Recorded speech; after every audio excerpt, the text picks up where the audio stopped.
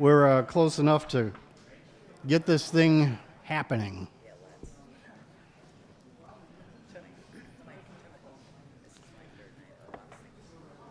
I'd like to welcome you all here. It's been a while since we've had a strong turnout like this. We've had some strong ones lately, but this is pretty good size. So thank you for having an interest in the business of the town of Erving, and enough of an interest to actually show up, read up, and come prepared to ask some good questions and vote on things you care about. So the running of the town of Erving is town meeting process. These people grind it out week after week after week with all the details, but here's the things that need to make our budgets, our processes, our dreams, our hopes, our anticipations happen. So welcome. The town clerk says we have a quorum, obviously, so thank you very much. It's good to say, and I am happy to have you here. This is the annual town meeting for Wednesday, May 8th, 2024, 7 o'clock at the Erving Elementary School. Commonwealth of Massachusetts, Franklin SS, Town of Erving Constables, Town Clerk, and Administrative Assistant. In the name of the Commonwealth, you are hereby directed to notify and warn said inhabitants qualified to vote in the town affairs to meet at the Erving Elementary School located at 28 Northfield Road, Erving, Mass. On Wednesday, May 8th, 2024 at 7 p.m. There and then to vote on the following articles.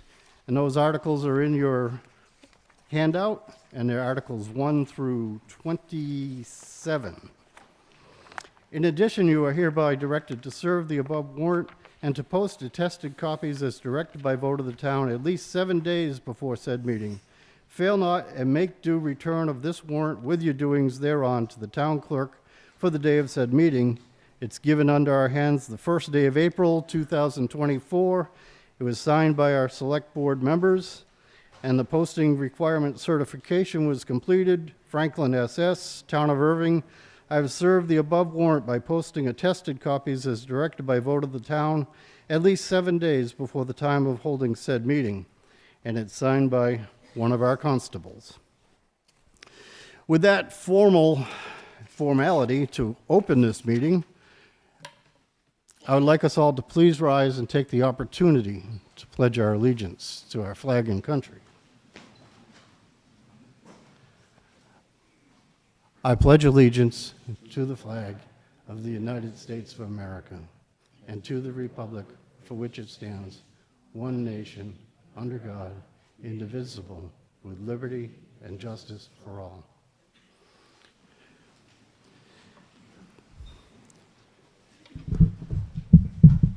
Thank you all very much. We got a lot of business to cover here tonight, and questions are invited as they should occur. But in the meantime, if you see things that are just normal trafficking business for our town, we'll move along as quickly as we can on everything. We had an election on Monday night, and the people who were elected are listed. This is page 1 of your handout. And there was a debt exclusion article that was also voted on. So most everybody who ran for office got into their office. Yes, Mr. Newton? So we're all re-elected. Thank you very much for your votes. And on the debt exclusion article, it was defeated at the election on Monday. So roughly 2/3 voted against it and 1/3 for it. So that's news on the annual town election. Congratulations to all who've been re-elected. I appreciate your hard work and what you do. I presume we'll have a swearing-in date sometime in the future like we've been doing in the past years? Okay, to be announced before July 1st. All right, in our general articles section, Article 1 is the acceptance of the calendar year 2023 town report. It's submitted by the Select Board, and the Finance Committee recommends approval. Make a motion to accept Article 1 as printed. We have a motion and a second putting that in front of us. That is that nice thick publication that you picked up on the way in through the door. And it does give the reports for fiscal year 2023 for the town offices. I would like to call you up to do the dedication for this, because every year we find some worthy person. Worthy person or worthy cause?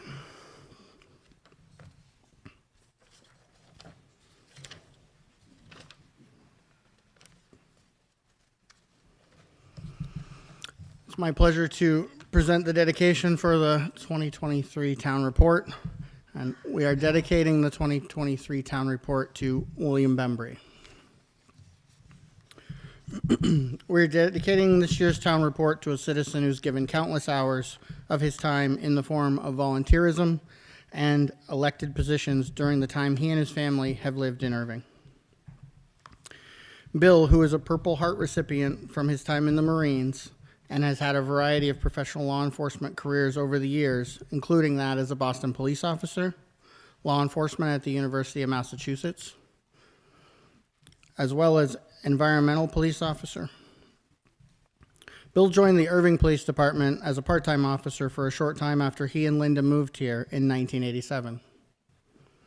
He came back in 1994 as a part-time police officer and eventually filled in as interim chief from 1996 to 1997.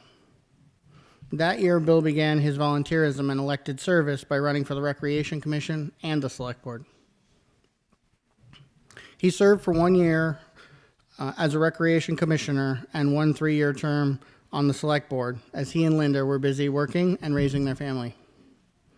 However, during that time, Bill was not an elected official. He served on countless boards, including the chair of the 2002 Master Plan, the Public Safety Complex, the Civil War Monument and Memorial Day Committees, and the Gil Montague Secondary Representative. In 2006 through 2009, he served again on the Recreation Commission as the chair and was instrumental in keeping our recreation programs, including summer park, tennis, and sports, vibrant and growing. Bill must have decided that life wasn't busy enough, because in 2014, he was elected to serve on the Select Board and remained as a selectman until July 1st, 2023. Bill was highly active during his 12 years as a member of the Select Board, and his contributions are too many to list. Bill might have stepped down as a Select Board member, but he still serves as the chair of the Senior Housing Committee since his appointment to that committee in 2016. There are many instances where Bill went above and beyond, but a few notable events come to mind. In 2014 and 2015, Bill was instrumental with Winston and Margaret LaValle to sell their property at 34 Northfield Road to the town of Erving. This property became the home of our present-day new library. Bill helped to secure the park grant for the redevelopment of the Riverfront Park and worked closely with the Usher Mill Redevelopment Committee. The most remarkable act of volunteerism occurred during the late part of 2015 and the first 6 months of 2016, when Tom Sharp left his position as our town administrator. Bill worked for a year as our acting town administrator for no compensation. He worked countless hours to help keep the town of Erving up and functioning. Life went on as usual, and that was a direct result of Bill's willingness to help those in need. And I can speak to that. That was my first year, and thank goodness he was chair and he wanted to do that. In closing, we want to thank Bill for his many, many years of service to the town of Erving and wish him and Linda many more years of happy retirement. But if he gets bored, there's always an opportunity to volunteer again in the town of Erving. It is with great honor and appreciation that we take this opportunity to dedicate our 2023 annual town report to you, Bill.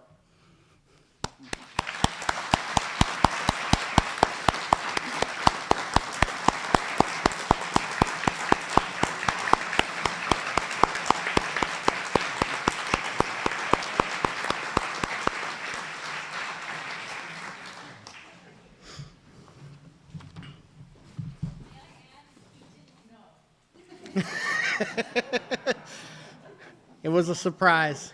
It was a successful surprise.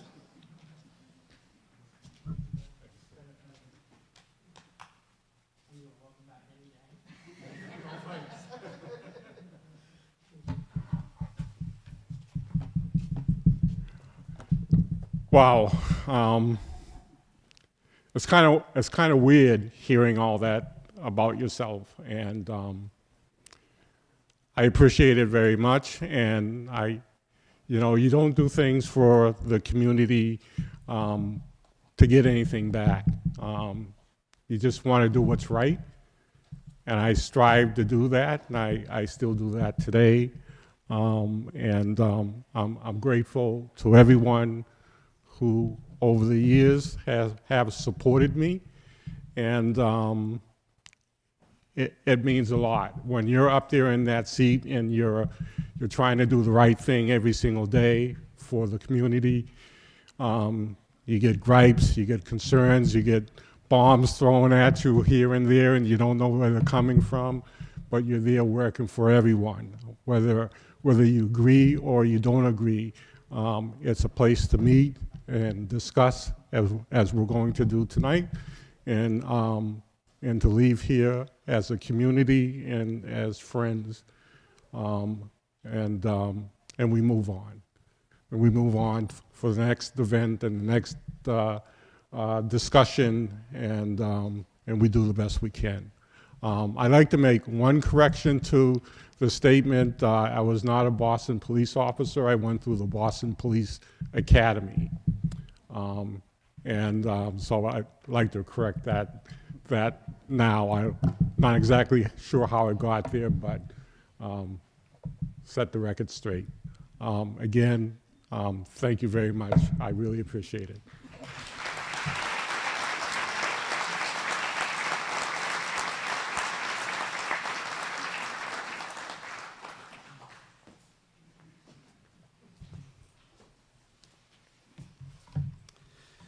Yeah, I love that part of the Article 1, acceptance of those town reports. We recognize somebody every year. Thank you for your service, Bill. All right, so the content of this does require a vote to accept the reports. And I welcome any questions if there are any. No questions appearing. All those in favor of Article 1, please signify by saying aye. Aye.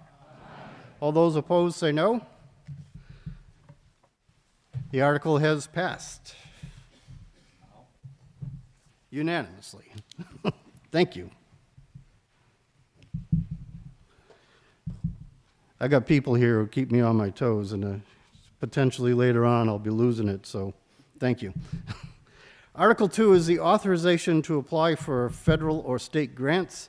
It's submitted by the Select Board, and the Finance Committee recommends approval. Motion putting it before us. Any questions? No questions appearing. All those in favor of Article 2, please signify by saying aye. Aye. All those opposed say no. Article 2 has passed unanimously. Article 3 is the authorization to dispose of surplus property. It's submitted by the Select Board, and the Finance Committee recommends approval. Make a motion to accept Article 3 is printed. A motion and a second, bringing it here. Any questions? Yes. And by the way, hi Jeff, welcome back. Come on down. We need to use a microphone here because these proceedings are televised and recorded and posted up for posterity and record of the meeting. And the other comment is, when you come on down to use a microphone, this one's rather potent, but some of the other ones maybe not so much. So if the microphone smells like a beer and you can tell that, you're close enough. So my question is regarding, this is like an authorization for any surplus property. And I'm wondering about the mechanisms by which that's done. I know if you take property for taxes, it's got to go through, procedure, a vote, like an auction, you have to, people are notified that, or can be, find out what's available and if they can, bid on it or whatever. And I heard recently that we sold the old library in Miller's Falls, town of Erving, and the old school, the same area. And I wasn't positive that the prices I was told that they sold for was accurate, because it seemed extremely low. And I'm wondering how you, what were those two properties sold for? And who set those prices? What sort of, what went on to make them in this otherwise hot real estate market? I mean, so does anybody know how much they were? And why see, they weren't one- advertised for sale? One of our select board is preparing to answer. So the dollar amounts were, one was 5,000 and the other one was 10,000. So a little decorum would be nice. So the way this was done, had anybody attended any of those meetings, and there were multiple, it was a closed bid. We spent months working on a matrix that we could evaluate projects that wanted to bid on it. We were not driven by the value of the sale, we were driven by what was coming into the community. So we wanted to make sure that the town of Erving was okay with the project first. And then had there been multiple projects that were advantageous, that we would all vote as advantageous and they would meet that threshold, we could use the price as a determining factor of which one we were awarding. But there was one bid that met the most advantageous before we ever saw the dollar amounts. It was a sealed bid. We did not take that into consideration when we approved the bid. We approved the bid solely on what they were bringing into the town, what they were going to do to renovate and install into those buildings, and what their purpose was going to be. And then we awarded, and then we were able to open the bid and look at what the dollar amounts were. We said very openly and publicly from the beginning, we were not looking to sell it to the highest bidder. We were looking to sell it to the most advantageous to the town, that the townspeople would be okay with what came in and they'd be happy with those projects. So that's how that came to be.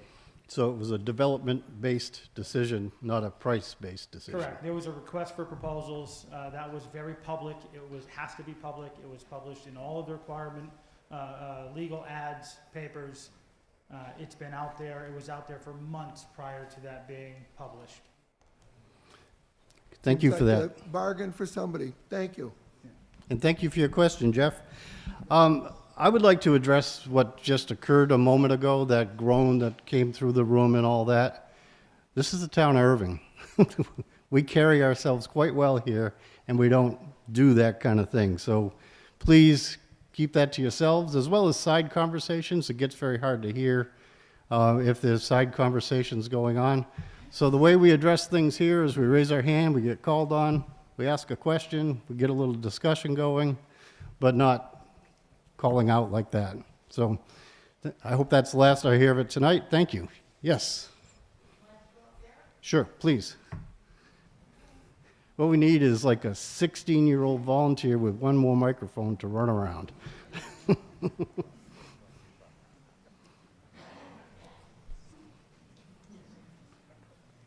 So, the selling price for the old library was $5,000. Is that correct?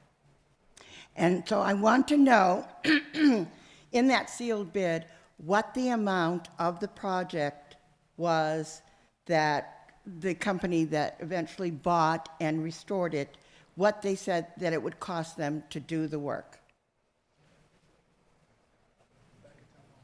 Well, the reason I ask is I looked online, and after their project is done, I saw the old library listed for $400,000.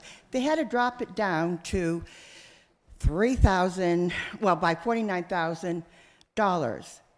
And so I want to know what they said that it would cost them on top of the $5,000 that they paid the town to renovate and put it up for sale for $400,000, which they, I'm assuming, they calculated when they got done with the paying for the building and for renovating it. That's all. So we don't have that information right here in front of us. It's at the town hall, and we also, it was discussed and is available in the packets from the select board meetings when we reviewed the RFPs and made the decision. We can get it for you, but we don't have it tonight. Thank you. Yep, weren't anticipating the question. Yes.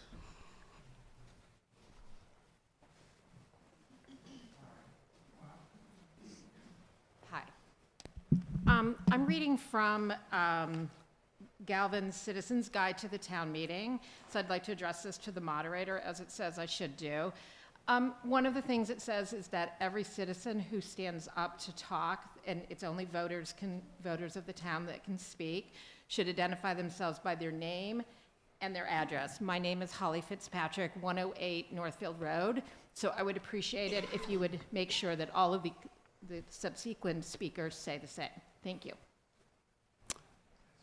Okay, you all heard that, and I haven't read that, but I believe you. So that's It is available on the town website as well as on Okay. the Secretary of State's site.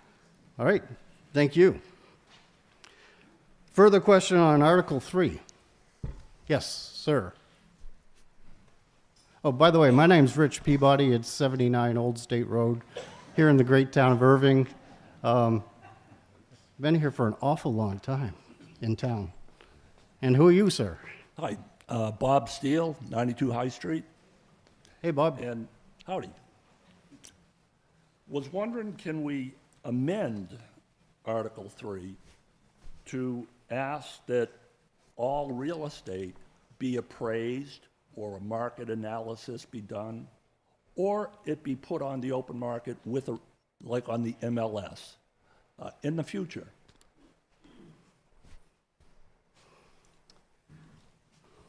I'm going to turn towards town council on that one. This is an annual article that allows the select board to dispose of old backhoes and dump trucks and sometimes property. Does it include real estate? Well, that's the question I'm kind of asking for counsel on. Hi, Bob. Good to see you. Mass General Law, Chapter 30B requires appraisals before real estate is sold, depending on the amount. So if any real estate is going to be sold under over $35,000 or more than 2,500 square feet, it must have an appraisal. And so whenever we do an RFP, including on old buildings like the library and the school, we have to have an appraisal, and then we do an RFP if we want a specific kind of project. If we don't want a specific kind of project and we just want to sell it as general real estate, then it goes out as an auction or an RFP under those circumstances. But the library and the school were very specifically targeted to be housing, and so we needed to find a developer that was willing to go in there and basically do housing with those two buildings. And so that was the main part of the RFP. Well, So I the did point- same- the point I did is- the same thing on High Street. You know, I bought a dump, tore it down, and built a new home in a year. And that library that library building, with the market the way it is since the pandemic, I think it would have easily fetched a lot more money for the residents. And there are plenty of handymen right here in Erving. I've spoken to a couple that they would have snapped it up for $50,000. I'm just looking at what the residents got. Well, the RFP was public. It was published in the Central Register. It was published in the Greenfield Recorder. It was on the website, and it was available for over 2 months. I understand, but if it was on MLS or if it was listed with a Realtor, it would have had a lot. I was told it only received 2 bids. That's pretty sad for a piece of property that has town water, town sewage, and a half-acre lot. Well, let me answer your question. You can't necessarily put property on MLS. It's all going to depend on the bid statute and how you're selling it. Certainly, you can amend this to say according to the law, which we do anyway, but some towns have specifically according to the law. But if in fact you put that it had to go on MLS. MLS would not take RFPs. They wouldn't take bids. They'd only take property that the town was just putting on the market like you'd put your own home. They won't take all the other documents or all the other requirements that we have to do under 30B to sell property. So the only properties we could put on MLS are properties under 35,000. But it doesn't have to be sold under RFP, does it? It has to be sold under bid or RFP under Chapter 30B, Section 16, yes. It must, huh? Yes. Wow. What qualifies for an auction? Treasurer's deed, tax takings. Well, you learn something new every day. I didn't realize it was, you were legally bound. That's the only way the town can sell property like this is an RFP. Well, an RFP or a bid process under Chapter 30B, Section 16, which includes an appraisal, advertising, and putting it out for bid publicly. When you say RFP or bid process. I'm sorry, that's a request for proposals. Oh, no, I understand Okay. that. What is a bid process? The bid process is just basically putting it out and saying we're selling this to the highest bidder. Well, then, can we amend it to do that? I think it would get a lot more exposure than 3 legal notices that most people don't read. I know contractors read them, but I'm just saying if you put it out for bid and Bids would have the same notices as an RFP. you couldn't put it out for bid with a realtor? No, no, you could not. Wow, what a sad situation. Thank you.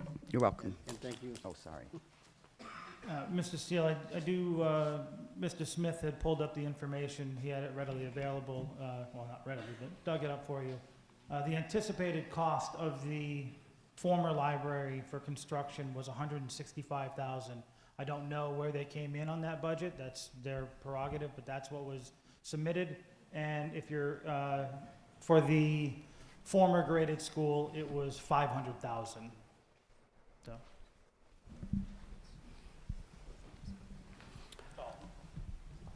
Whoever asked, I apologize. I thought Bob asked for that one.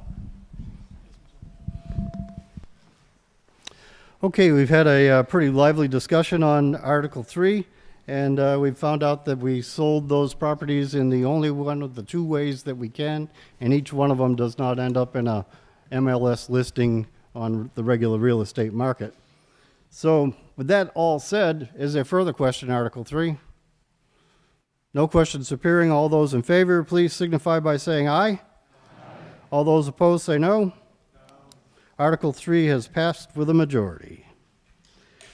Article 4 is to amend a 2024 elected officials compensation article in the amount of $14,863.40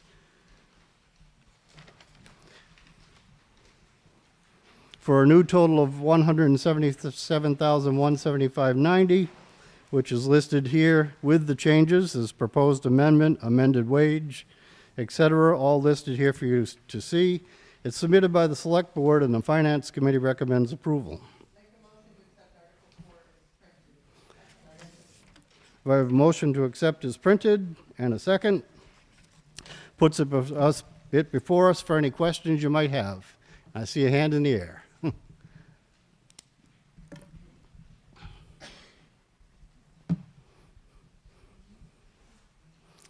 Welcome to the microphone. Thank you. My name is Jen Eichhorn, 21 Ridge Road. I am your town treasurer. I just would like to start off by saying I love my job and I love this town. I also want to just point out that the townspeople voted this last June of 2023. You all voted $120,000 that incorporated the elected officials' pay. This is just a second step as a formality to go ahead and pass this. I was also asked to kind of provide some details about my job that people might not know. The treasurer is with an HR component. We are in charge of all benefits administration.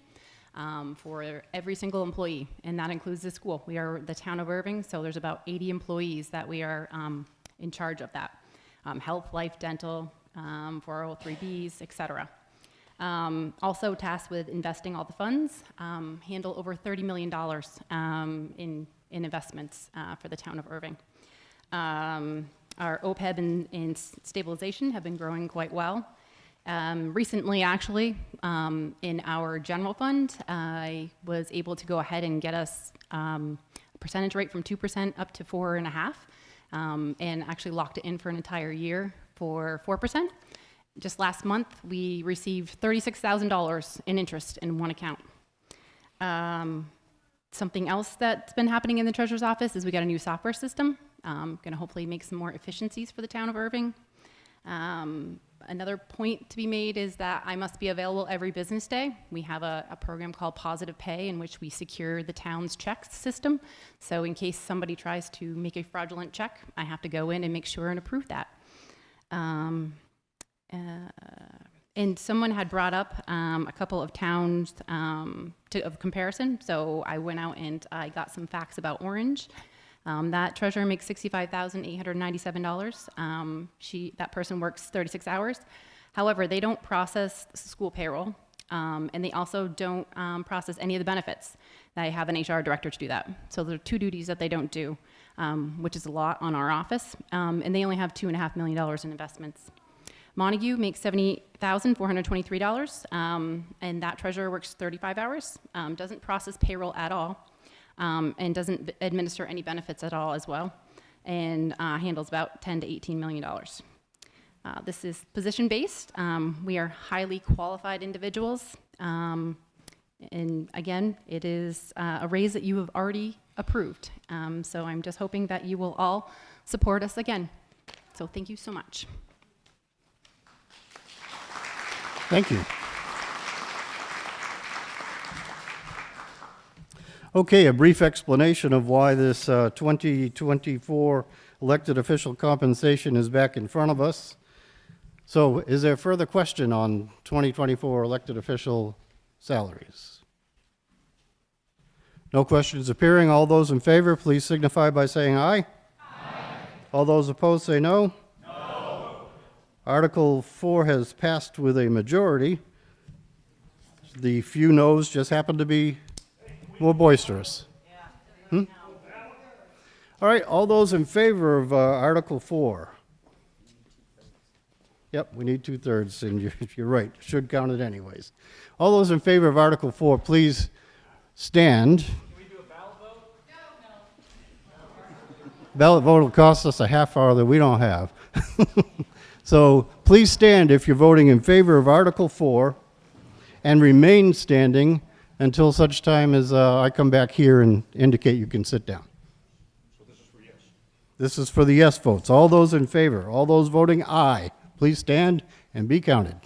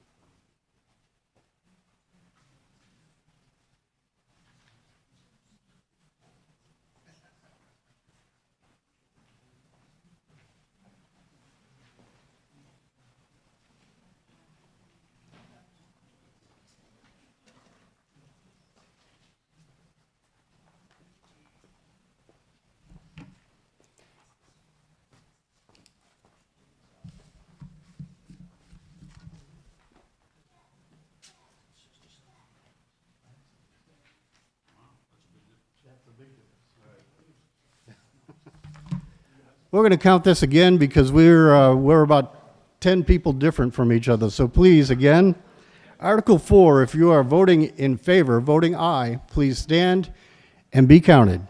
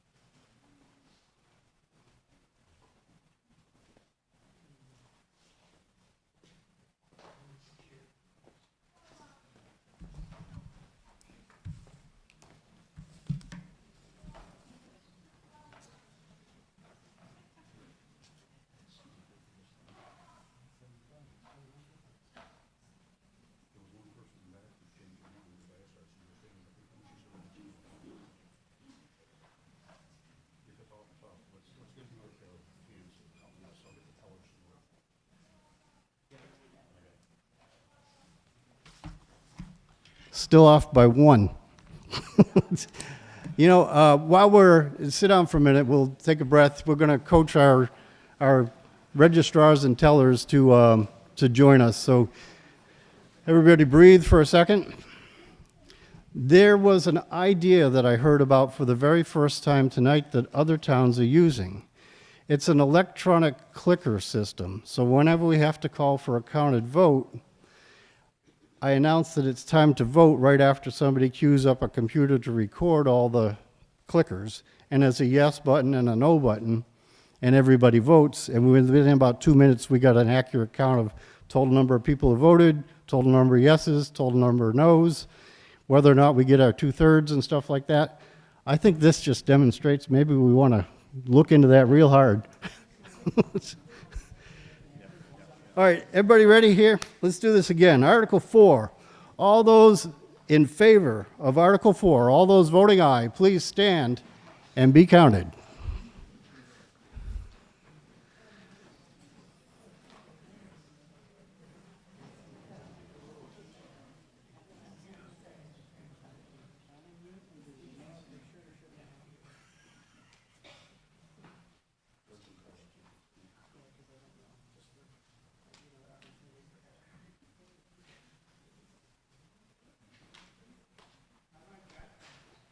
Hi.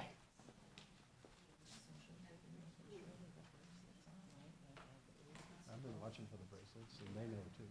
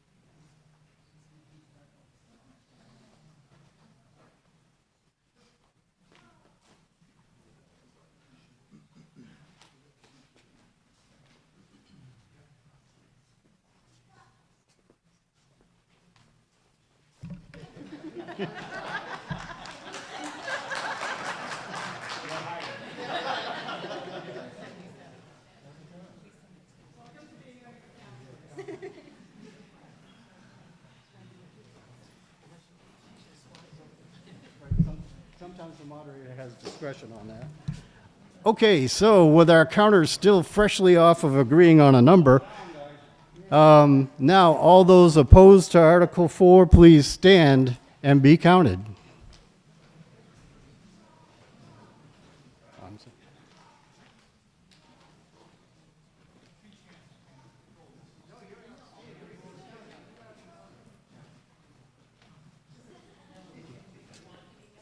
Yeah, this would be all the people voting nay, voting no.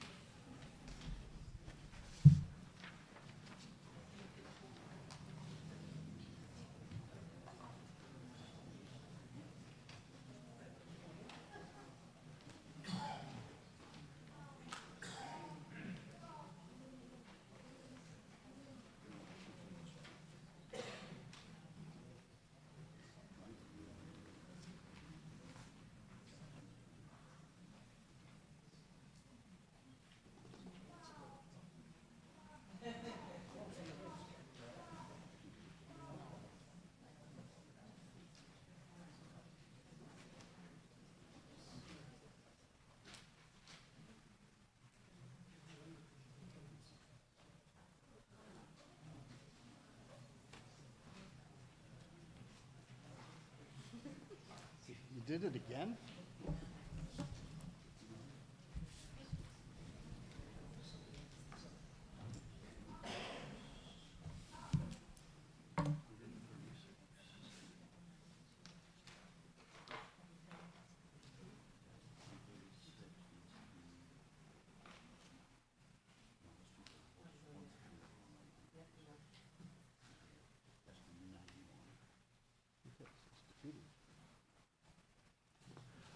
All right, those who voted no are able to sit down. Thank you very much. We had 77 yes votes. We had 59 no votes. It needs 2/3 to pass, so it would have required, what's that again, Mr. Newton? 91 to pass, so the measure is defeated.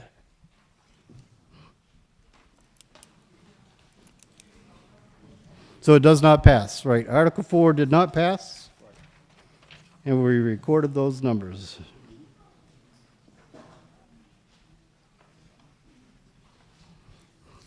All right, thank you for participating in this standing and sitting.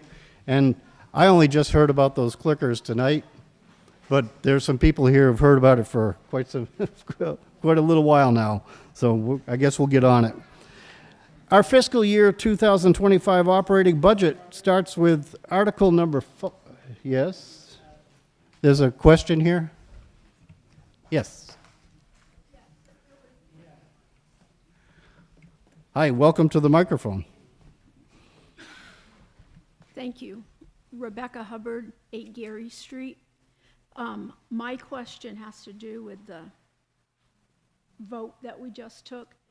If this was voted on by the town and the money has been set aside for these raises to occur, what are the legal ramifications if the town is not giving a raise that had been promised?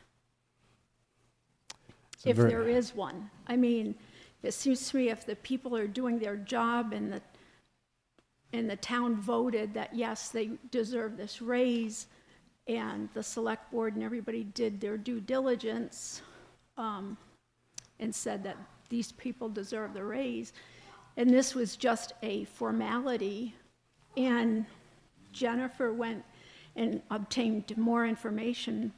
I was just wondering, if you're promised a raise and then the town doesn't vote for it, what are the ramifications of that for these people that are in the position? Right. People caught in limbo by two opposing votes.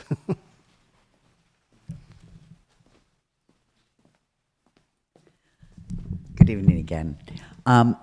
We don't promise employees raises. We basically negotiate salaries with them and then make them contingent on town meeting vote.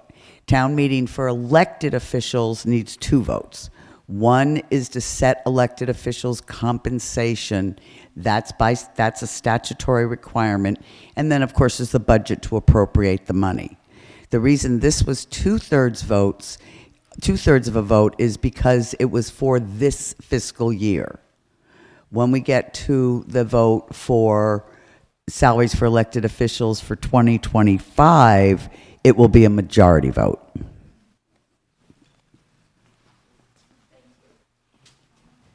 All right, hope that helps. Donna McNichols, our town council, hired gun, but she's the right kind of hired gun. She keeps us out of trouble. All right, Article 5 is the authorization to enter into a compensating balance agreement. It's submitted by the Select Board, and the Finance Committee recommends approval. As printed. And a second, thank you very much. Puts it in front of us. Any questions on Article 5? No questions appearing. All those in favor of Article 5, please signify by saying aye. Aye. All those opposed say no. Article 5 has passed with a majority. Article 6 is the fiscal year 2025 general operating budget in the amount of $6,598,683, listed as various departments in lines 1 through 7. It's submitted by the Select Board, and the Finance Committee recommends approval. Make a motion to accept Article 6 as printed. A motion and a second brings this in front of us. Are there any questions? Yes.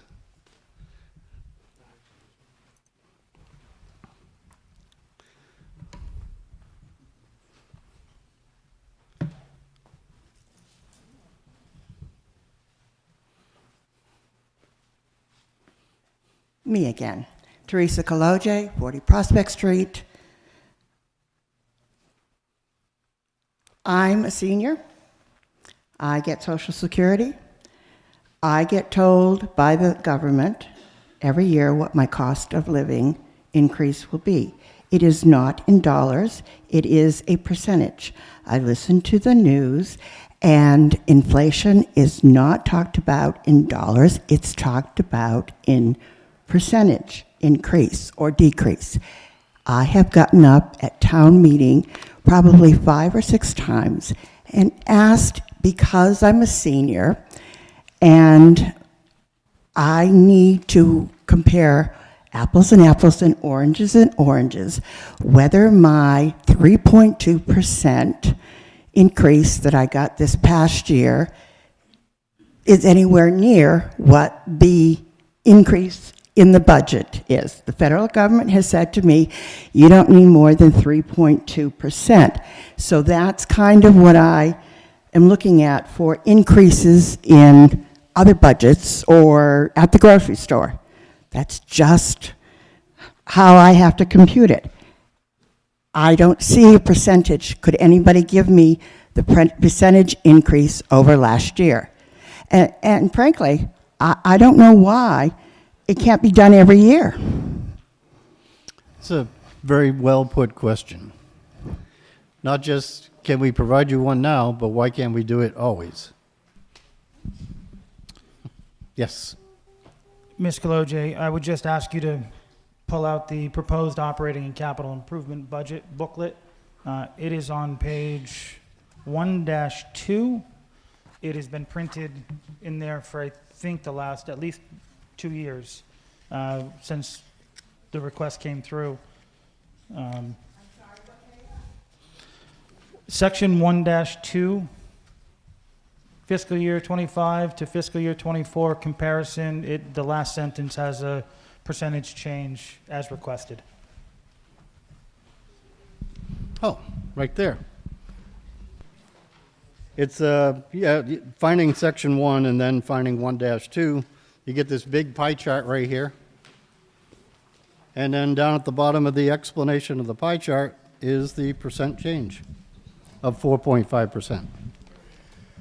And I'll just add to that, that comparison is the overall budget. It is not how much taxes increased, because it's inclusive of operating expense, anticipated grants, it's receipts from other things, it's free cash, things that are not taxation within that year. So it doesn't tell you the tax raise. Thank you. That's good clarification. It's not a 4.5% tax increase. It's a 4.5% budget increase, because the budget comes from many places. All right, thank you. By the way, there's a kind of a general tone of noise in the room that if it could really tamp down to almost go away would be good, like side conversations. So that would help. So here we are, Article 6. Are there further questions? No questions appearing on Article 6. All those in favor, please signify by saying aye. Aye. All those opposed, say no. Article 6 is passed with a majority. Article 7. I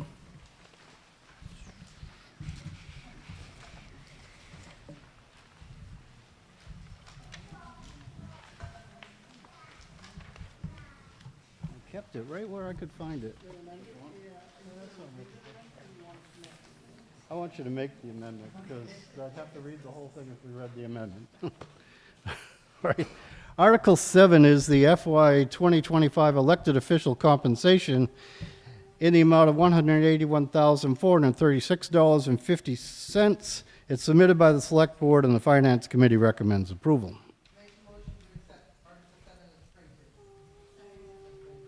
Motion in a couple of seconds. Thank you very much. I hear there's an amendment. Yes, so make a motion that we amend Article 7 as follows. In the opening paragraph, we change the sum from $181,436.50, and we change that number to $179,561.50. And then if you move down the table, the area where that change is on the treasurer line, changing the $72,265 to $70,390. Also changes the total salary subtotal below treasurer to from $75,140 to $73,265. And at the very bottom, as was amended both in letters and numbers in the opening paragraph, the total elected official salary would change from $181,436.50 to $179,561.50. We have a proposed amendment revising those numbers and a second. Discussion on the amendment. Yes. I'll just add it was a math error, so we're just correcting the math error. That's the reason behind it. Fixing a math error. Okay. So further questions on amending Article 7? Yes. Devin Gaudet, 13 North Street. So my question is, the last one that did not pass was for this year, 2024. This is for 2025. Yes. So what happens with the money that was planned for the last year? Does that go towards this? Is a new budget set aside? Do you just skip 2024 and you move on to this new salary? Like, how do these two tie together? It's a good functional question.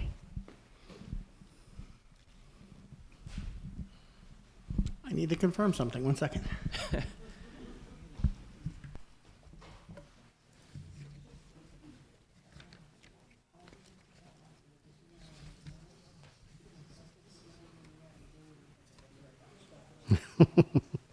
Thank you again, Okay, Donna. thank you. I just want to confirm the money in FY24 that we set aside in June for compensation changes. I just needed to understand how that was done.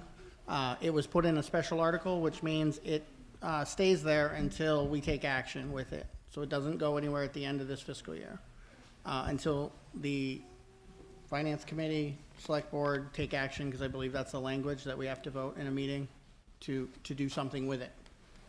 In terms of what happens in FY25, that's all part of the proposed budget that was approved in the prior article.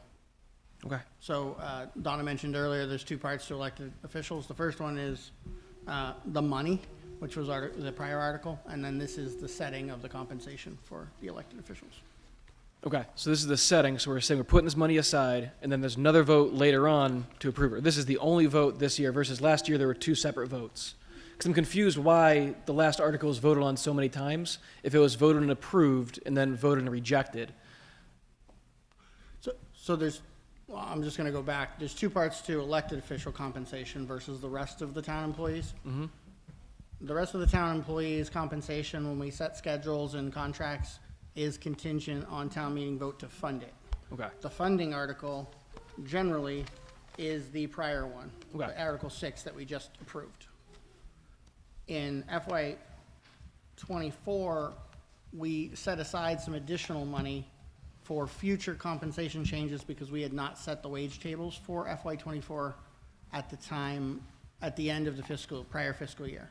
So we set some additional money aside knowing we were working on that compensation study and it would need to be implemented. So there was a separate pool of money just that one time to make the adjustments that we anticipated from the wage study work that we were doing. Okay. In And- normal process, it's the funding article, and then for elected officials only, there's a setting of what their pay will be. It's not getting the funding, it's saying what that will, how much of it we will give them. Okay. And these new pay rates are based on if the previous article had passed for last year, and then you're increasing again off of last year. No, they're based on the wage tables for all employees and the classification. So there's a grading step, and if you are not maxed out on steps, you get the next step each year. If you are maxed out, you stay where you are. Okay. Unless we make a table change. So the money based here is just based on what you assume is going to happen based on everybody's pay raise and grade level. Correct. Okay. Okay. Thank you. Excellent questions, by the way, and I do appreciate the dad thing here. You got the little racetrack with the cars going on. I'm loving it. Oh, to be what, 4 again? Nice. All right, so we've had some conversation about Article 7 as amended, as the proposed amendment. So now it's time to, with no further questions, it'd be time to vote on the amendment itself. This is only amending the article with the new dollar figures. All those in favor of amending Article 7, please signify by saying aye. Aye. All those opposed say no. Article 7's amendment has passed with a clear majority. Okay, so now the amended Article 7 with these new dollar values like 179,561. Any discussion on the amended article? No discussion appearing. All those in favor of the amended Article 7, please signify by saying aye. Aye. All those opposed say no. No. The amended Article 7 has passed with a majority. If you would like it counted, I will, but I think it's just a boisterous no that we're hearing. No call for counting? Okay, we're good then. We move on. Article 8 is fiscal year 2025 Erving Elementary School funding in the amount of $3,796,050. Pardon me, $3,796,000 and $796. I'm going to start over. Article 8 in the amount of $3,796,522. Submitted by the school committee. The finance committee recommends approval. This is elementary school funding.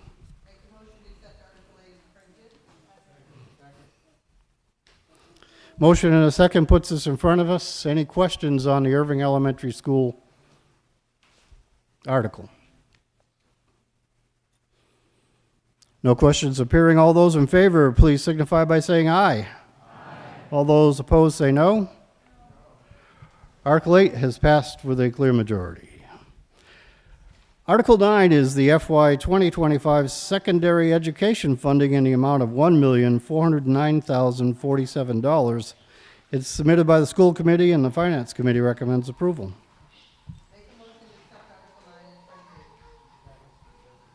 We have a motion and a second putting it in front of us. Thank you.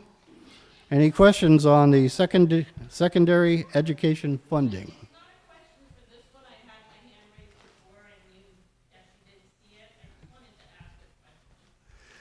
I would welcome your question.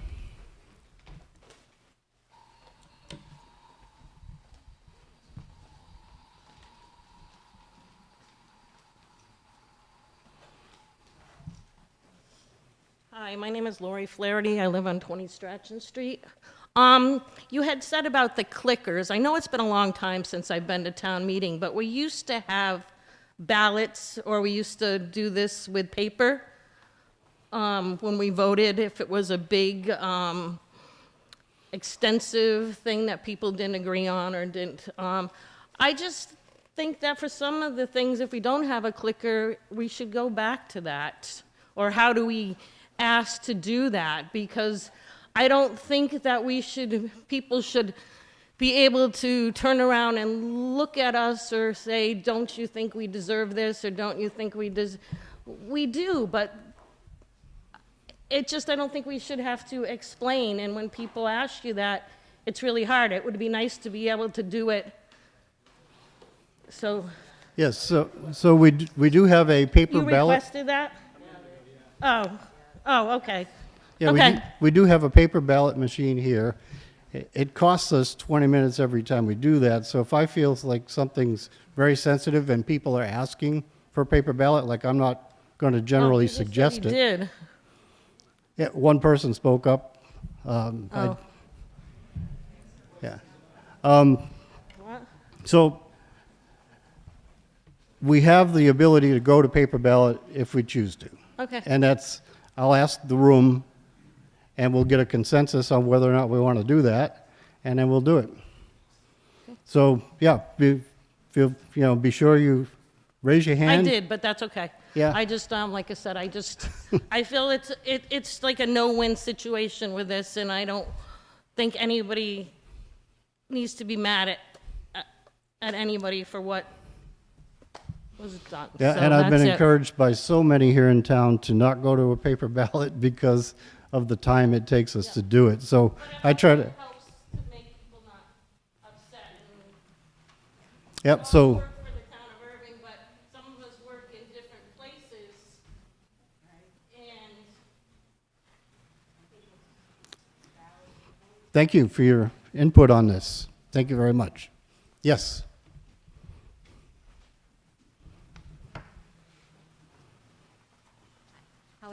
Holly Fitzpatrick, 108 Northfield Road. Can someone tell me what the town bylaws say about a secret ballot? According to Mr. Galvin, there should be something in the town bylaw about it.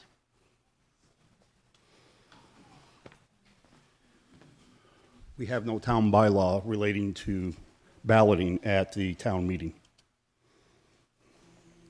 Okay, because this talks about that it should have something in there about a certain number of voters, and it should be in the bylaws, and then some towns it's 25% of the voters have to request it. It can't just be a person. But, so this should be something that we should look at in our bylaws for what, or making a bylaw, or making a determination going forward. Or get the clickers that we're looking at very seriously. I understand what you mean about clickers, but coming from a higher education institutions, I can tell you they are not always working, so you still need to have some process in case they don't work. For sure, a process, absolutely. Yep. Thank you. By the way, that was Dick Newton, our town clerk, in case you didn't know. Everybody knows Mr. Newton. Okay, we were on Article 9, Secondary Education Funding. That's where we're at, and I called for any questions. Last call for questions? No questions appearing. All those in favor of Article 9, please signify by saying aye. Aye. All those opposed say no. Article 9 is passed unanimously. Article 10 is the FY 2025 Franklin County Technical School Funding in the amount of $513,072, submitted by the Select Board, and the Finance Committee recommends approval.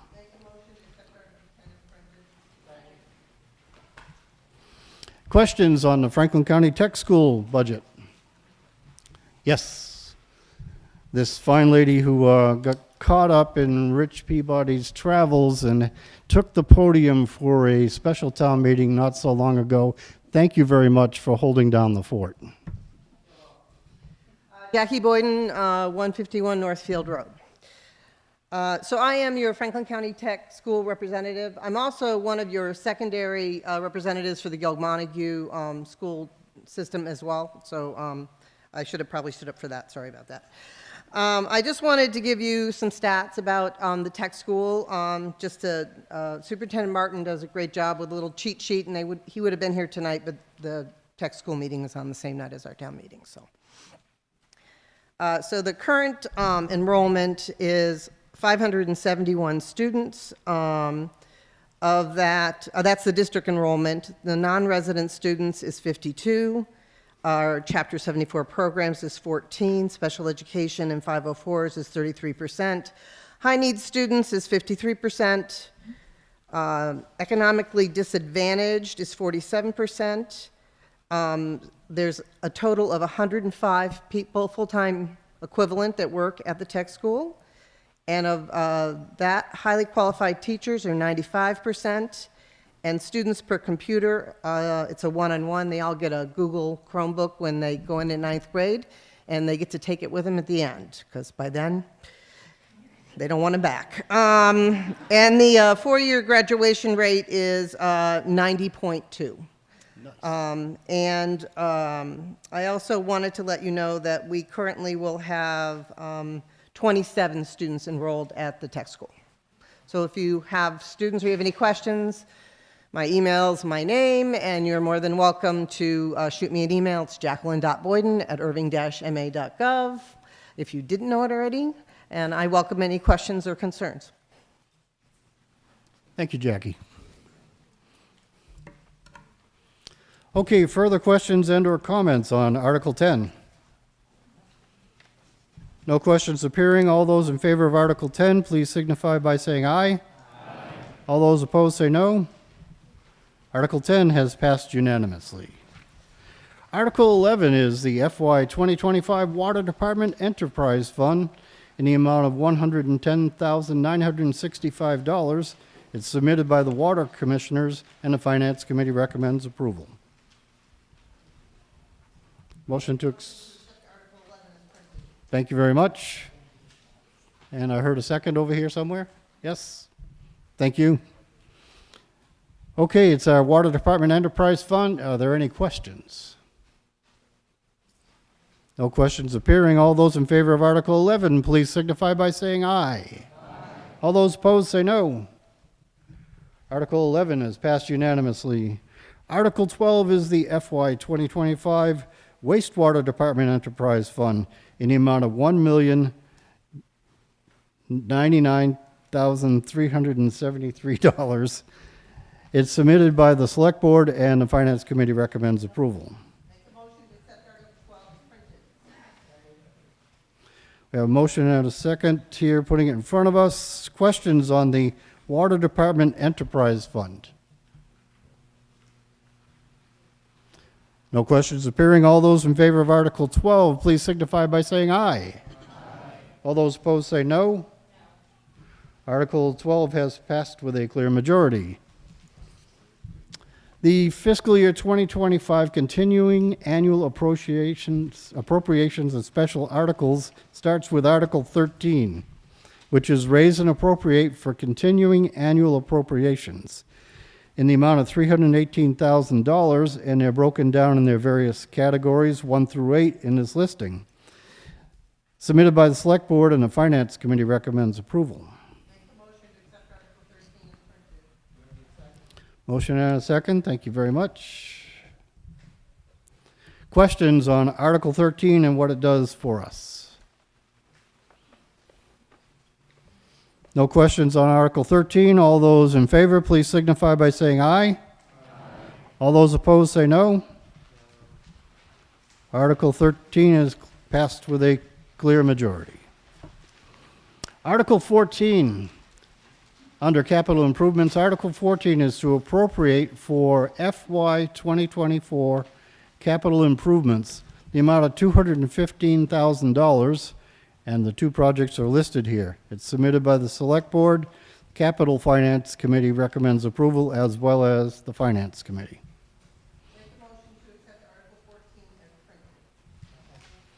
Motion to accept is printed with seconds. Questions on what this does? No questions appearing. All those in favor of Article 14, please signify by saying aye. Aye. All those opposed say no. Article 14 has passed unanimously, thus satisfying the requirement for a 2/3 vote because it was fiscal year 2024 funds. Article 15 is appropriate for FY 2025 capital improvements, the amount of $230,000. The projects are listed right here as 1 through 5. It's submitted by the Select Board. Capital Planning Committee recommends approval, as well as the Finance Committee.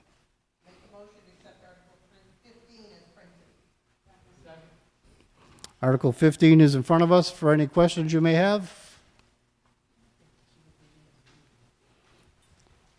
No questions appearing. All those in favor of Article 15, please signify by saying aye. Aye. All those opposed say no. Article 15 has passed unanimously, also satisfying its 2/3 vote requirement. Article 16 is to appropriate for fiscal year 2025 wastewater capital projects, the amount of $63,600, and the purpose is listed here. It's submitted by the Select Board. Capital Planning Committee recommends approval, as well as the Finance Committee. Motion and a second puts this in front of us again. Questions on Article 16? No questions appearing. All those in favor of Article 16, please signify by saying aye. Aye. All those opposed say no. No. Article 16 has passed with a clear majority. The Department Revolving Fund annual spending limits includes Article 17, revolving account spending limits, and they're listed here. There's 4 of them: Council on Aging, 2 different categories, Board of Library Trustees, and Select Board. It's submitted by the Select Board, and the Finance Committee recommends approval. Motion and a second brings it in front of us. Questions on what Article 17 does? No questions appearing. All those in favor of Article 17, please signify by saying aye. Aye. All those opposed say no. Article 17 has passed unanimously. Under Stabilization Fund articles, we see Article 18, the appropriation for Capital Stabilization Account. We're going to appropriate $827,967, and we're going to transfer $747,110, and we're going to transfer additionally another $80,857. It's submitted by the Select Board, and the Finance Committee recommends approval.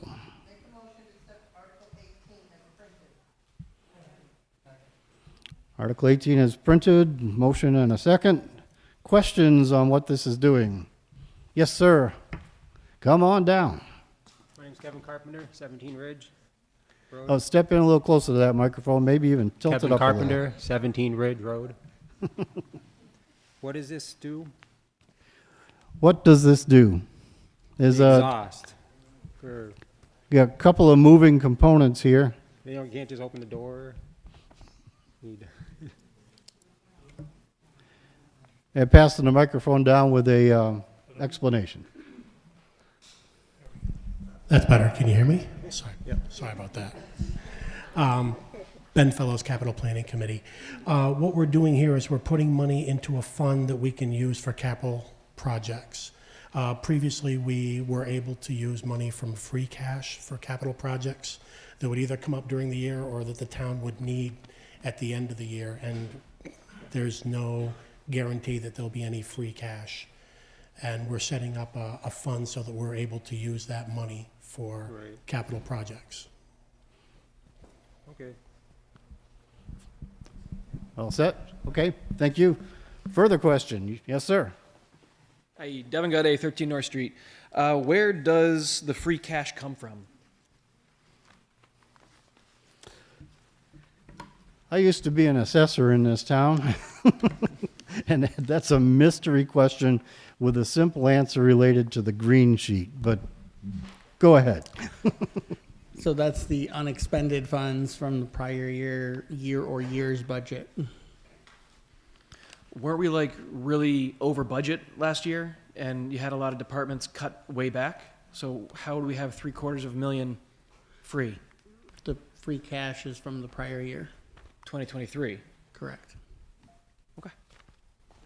And just circling back to the exhaust question, just to add to what Ben said, the money transferred from the balance in the exhaust capture project is because that has been completed. So that's the money left over in that account.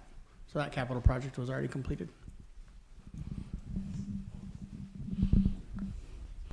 All right. Further question on Article 18?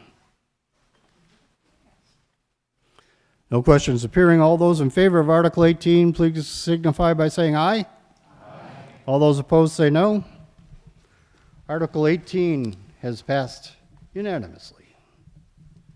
Article 19 is an appropriation for the general stabilization account in the amount of $130,067 submitted by the Select Board, and the Finance Committee recommends approval.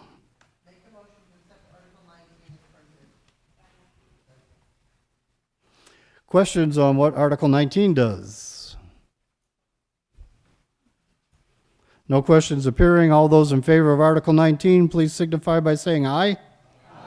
All those opposed say no. Article 19 passes unanimously. Article 20 is to appropriate for the opioid settlement fund use $30,000. It's submitted by the Select Board, and the Finance Committee recommends approval.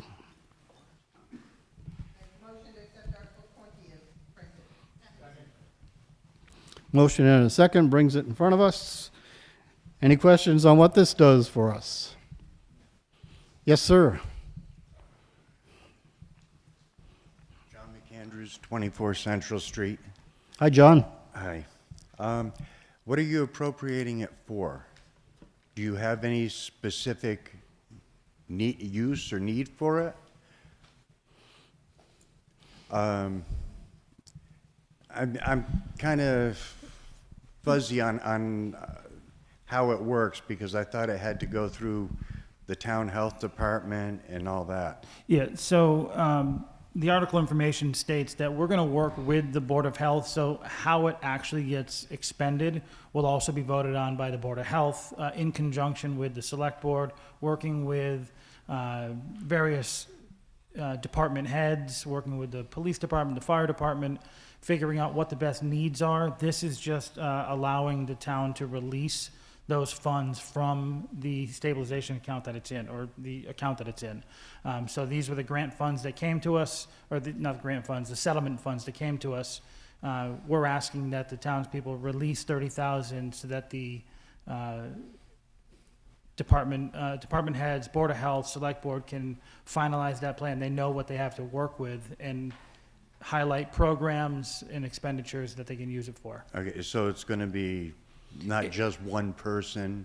Yeah, it'll be on meeting agendas. You'll see it. It'll be discussed in public meetings about what we're going to use it for, what the potential uses could be, how to best expend that money. Okay, thank you. You're welcome.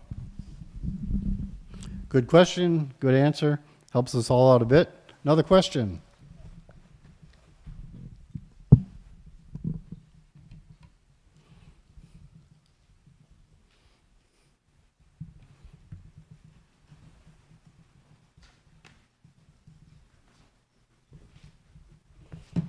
Teresa Kaloje, 40 Prospect Street. I keep hearing that the major cause of death between people 18 to 45 is fentanyl. But this gives us no, well, it doesn't give me a sense of how much of a problem we have here in the town. It's just a dollar amount, you're going to spend it.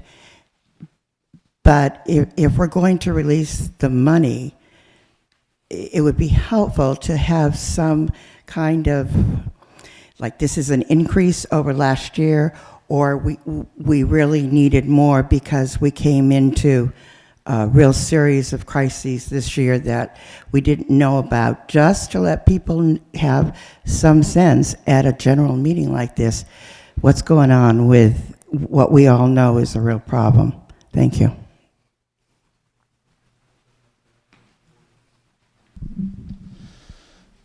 It's a good question. So this number does not represent any one issue within the town. The dollar amount that we got on the settlement was based on a class action lawsuit and settlement funding, and it related to the number of prescriptions that were written within the town limits and over a certain period of time, and that dedicated the amount of money over, I think, 16 years, sorry, that we'll be receiving these funds. So this 30,000 isn't an indication that there's anything different from last year.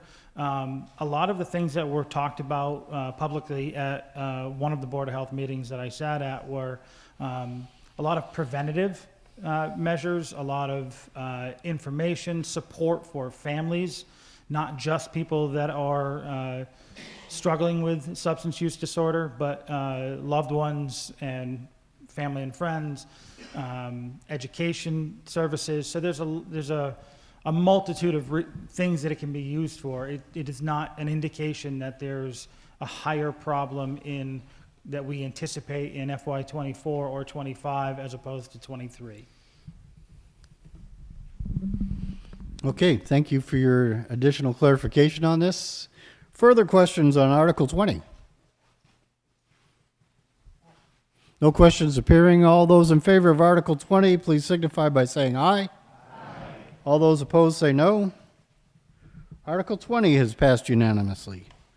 Under the category of community access television, we have Article 21 to appropriate for community access television. It's the amount of $25,000. There's some breakdown of the categories in that $25,000. It's submitted by the Select Board, and the Finance Committee recommends approval.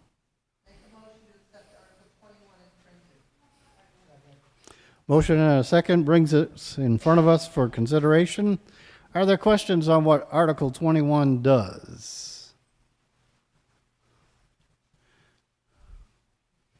Are you standing to be recognized or just standing? Oh, he's a reporter. Okay, sorry. That's all right. He's getting the background information for the story, which, by the way, I appreciate the press being here because a lot of people catch up on their news by getting it from the newspapers and related press. So, Article 21, are there questions? No questions appearing. All those in favor of Article 21, please signify by saying aye. Aye. All those opposed say no. Article 21 has passed unanimously. Article 22 under the multi-year contract authorizations is authorization to sign a 10-year agreement with the town of Montague. It's related to our wastewater business with them, and it's submitted by the Select Board. Finance Committee recommendation is unfilled, so wasn't considered.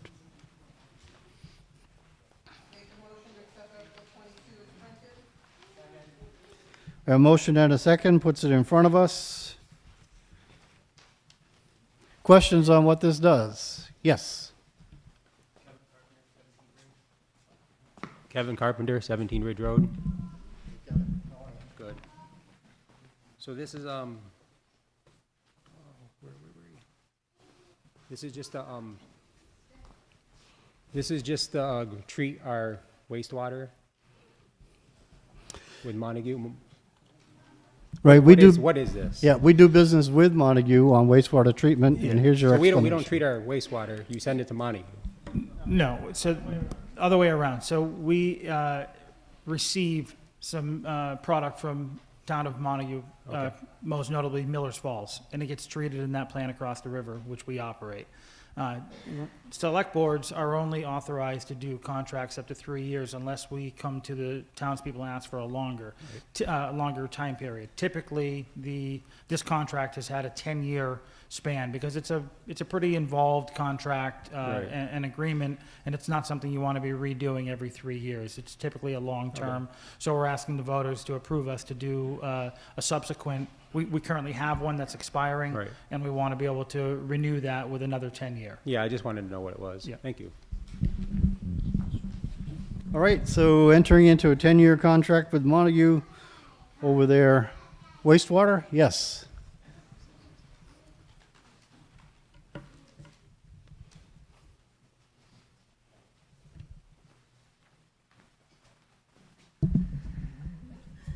Hello, Holly Fitzpatrick, 108 Northfield Road. I have a question on how the amount that is billed to Montague versus the amount for the town of Erving, how it's calculated, and will that calculation be included in the 10-year agreement in case, I don't know, Miller's Falls decides to build a large housing complex that now sends their sewage to us, as one of the people who does not get any kind of services for that. I'd like to make sure that someone who's not even in our town, that that's accounted for. Hi, so the answer is presently it's based on the flow rate, the amount of volume that comes across the river, not through the river, but across the river in secured ways, to be clear. When we enter into these discussions with Montague, I will be meeting with T.A. Smith and Mr. Sanders with our counterparts over there. We'll evaluate what works for us presently, what doesn't work for us presently, and what will be mutually beneficial moving forward.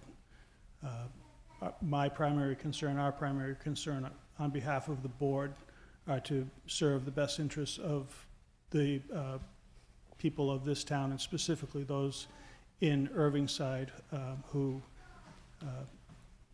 could be affected by this. Most notably, we have had, with heavy rains and whatnot, some issues, concerns that have come up, and we're looking to work through those together to get what is mutually beneficial for both towns. Okay, I just want to make sure that if, you know, we have a growth issue where our current sewer, I don't know what you want to call it, treatment plant, et cetera, becomes inadequate, will Montague be paying for helping to increase the size, and that everything doesn't get put onto Erving, which is spread across all of the Erving residents, even those who don't get any services for it. So I'm just trying to protect my own interests, really. Thank you. Yeah, and mine. Just to add to Jim, who's taking the lead on that, thank you, Jim. This year, with this renegotiation, the current contract, if I'm correct, has a ceiling on a set number of gallons, that there's a lump sum, and anything above that is on a per gallon rate. So our compensation goes up if that volume goes up. On the capital side of things, we've just had some assessments done that DEP required on all of our facilities, all of our equipment, this plant that is receiving Miller's Falls as well, and what those recommended, medium, low, and high, criticality issues are, and how much they're estimated to cost. We have that report that will be part of our discussions, and mutually sharing the cost of improving those where it's assets that they're relying on as well. All right, thank you. Good question with good answers. I hope that helps us understand what we're looking at. Is there further question? None appearing. All those in favor of Article 22, please signify by saying aye. Aye. All those opposed say no. Article 22 has passed unanimously.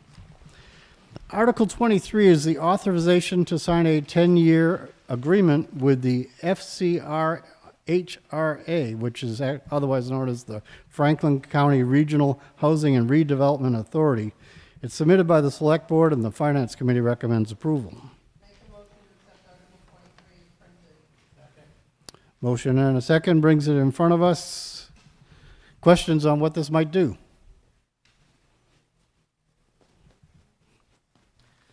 Devin Gott, 813 North Street. Do we currently have a contract with FCRHRA? We do, so it's just a renewal of the same terms, basically what we've had in the past. And what is it they actually do? That's an excellent question. If it was that simple, we'd do it ourselves. No, as it says, they administer services when we apply for and get grant money under the community development block grants, as well as the housing rehab loan programs. So sometimes you may see on our agendas or hear us talking about the loan funds. who they've benefited in terms of like how many houses, not the people, but the volume of benefits, how much has been paid back, how much they're able to loan out to, additional people to assist on housing. So that's housing rehab side, and then managing the block grant funding, which can have a variety of uses depending on what the grant was for. Okay, further question on Article 23. 3. No more questions on Article 23. All those in favor, please signify by saying aye. Aye. All those opposed say no. Article 23 has passed unanimously.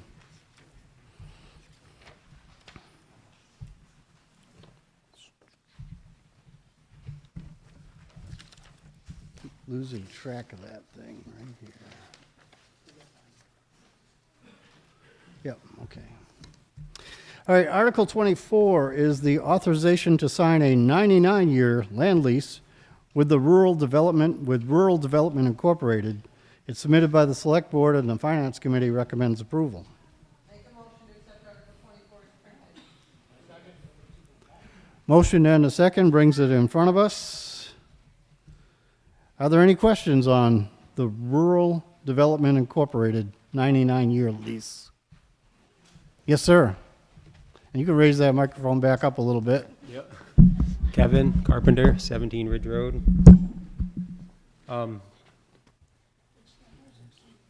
Yeah, what is this for? The question is, what is this for? Are you going to lease the land? Hmm? Are you leasing the land to somebody that's going to build on it? Are we leasing the land to somebody who's going to build on it? Do we have our spokesperson for this question? That would be you, Jackie. Hi.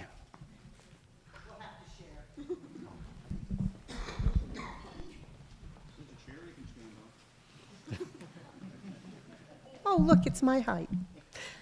So this is for the senior housing and the multi-generational housing that we've been working on for the past 22 years. We sent out RFPs. I'm a member of the committee. Bill Benberry is actually the chair, but I think he's so flabbergasted he didn't step up. Also on the committee is Jean Galbraith, Paula and Gary Betters, Leslie Brown. Am I forgetting anybody? What? Oh, me? Oh, yeah, I'm on it. So anyway, so that's what it is. So the Senior Housing Committee, we've been working at this a long time. It was actually a recommendation on the 2002 master plan that we needed senior housing. At that time, there wasn't any money for senior housing. And after we sent out a couple of proposals and got nothing, the recommendation was, well, there's money out there for a senior center.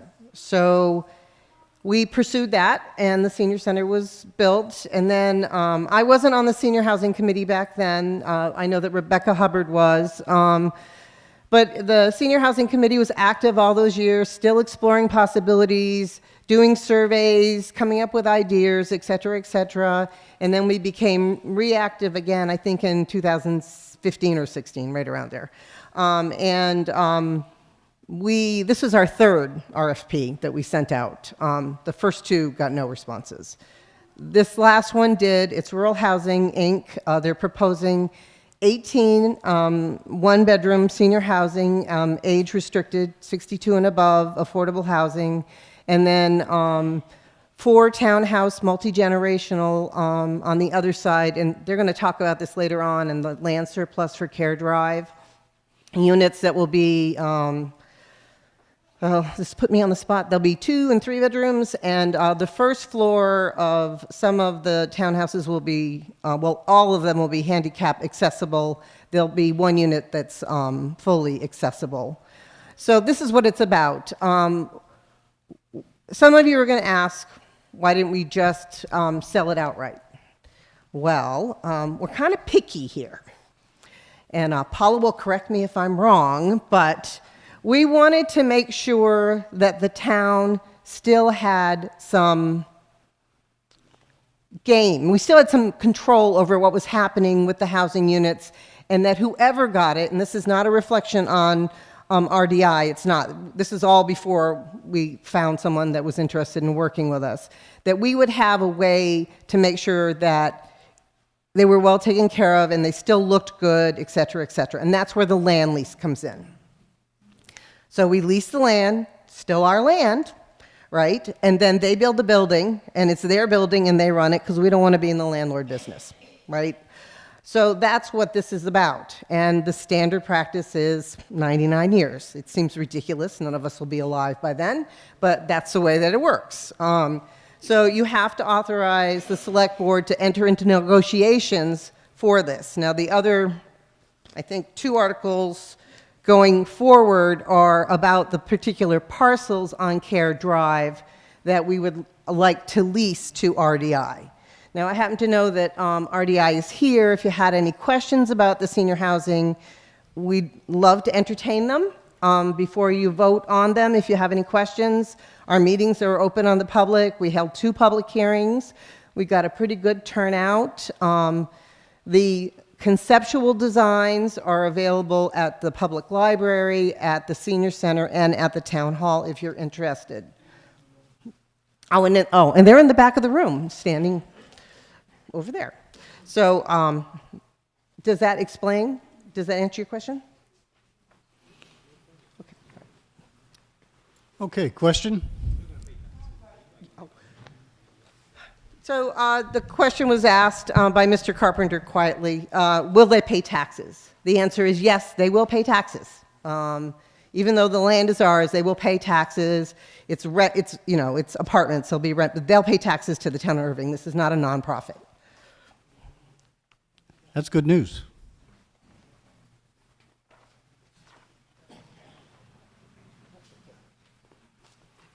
I would like to propose, Teresa Kaloje, 40 Prospect Street. I'd like to propose an amendment to this.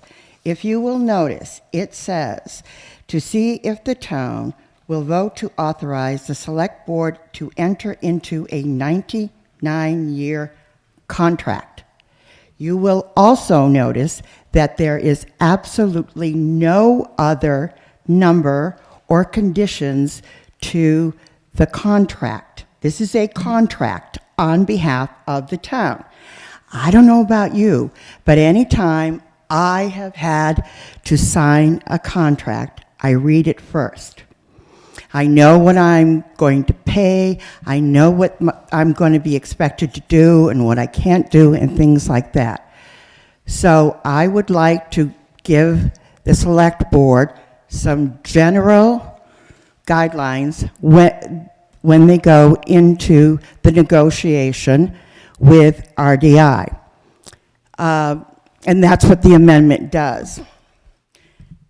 Basically, it's to see if the town will vote to authorize the select board to enter into a 99-year contract commencing in fiscal year 2025 with Rural Development Incorporated for lease of land and real property on Care Drive, only in the amount of land needed to construct a maximum of 8 multi-generational affordable units and a maximum of 18 age-restricted years of age and older of affordable units.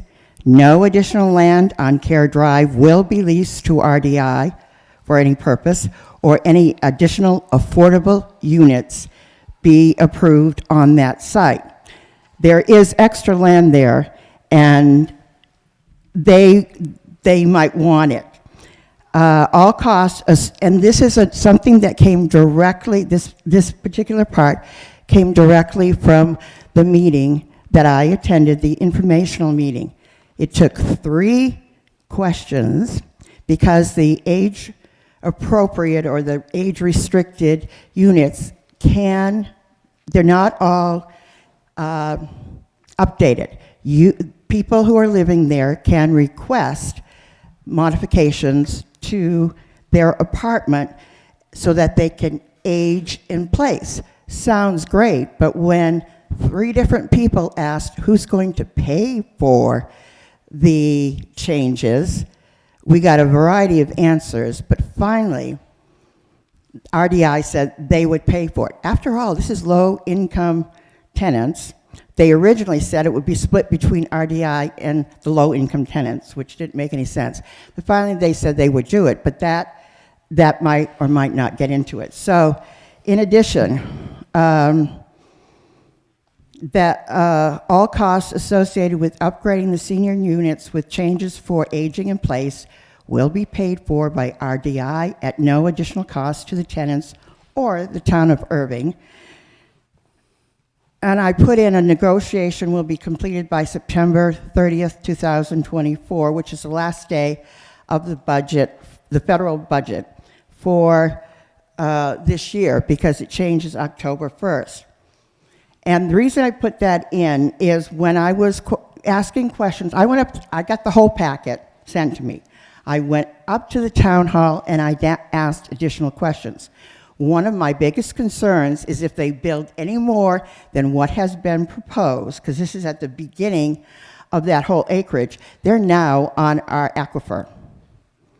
The other thing I asked about is why, when most of the units are senior units, and the town has provided a bus that we pay for seniors to get rides, why they have a bus stop. They asked for a bus stop from Franklin Transit, which I don't know. And the third thing that concerned me is when I looked at the plan, there was a charging station by the intergenerational housing.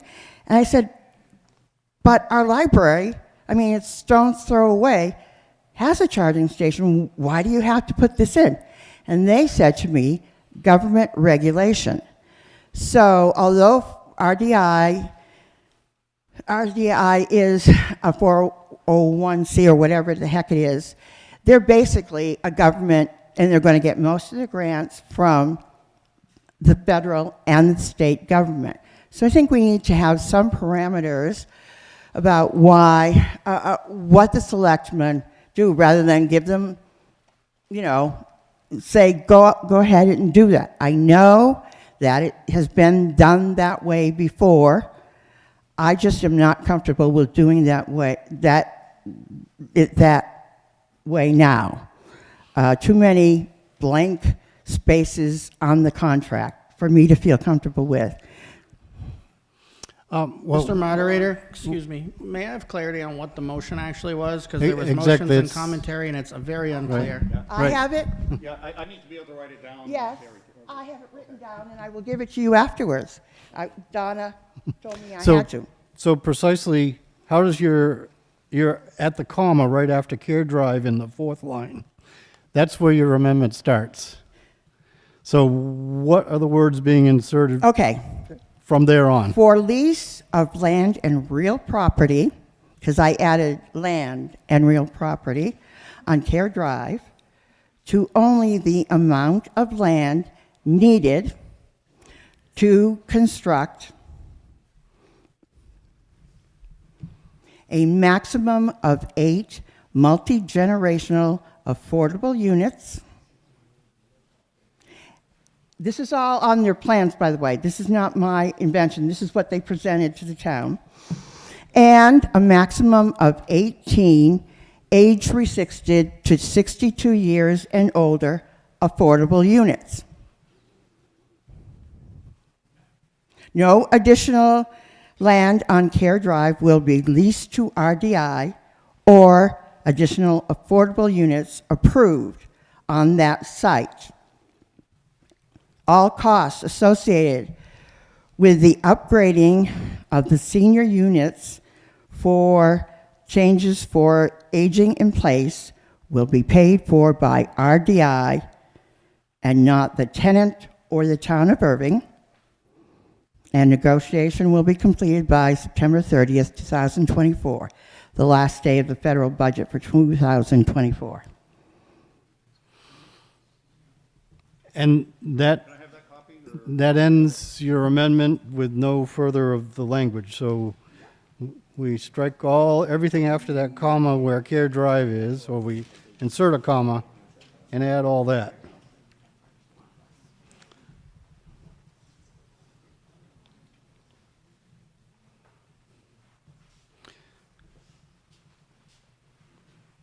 I'm going to let them record this, and then It's a proposed amendment at the moment, still. I don't believe I've heard a second on it. Very good, thank you. Now we have it in front of us for consideration. Thank you. And we just got to get it all tidied up here so we understand what we're doing.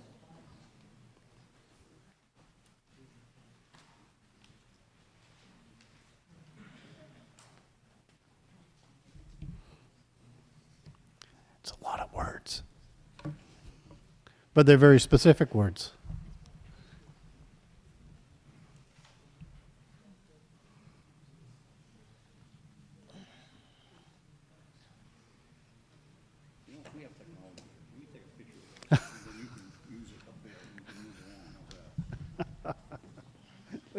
We have technology.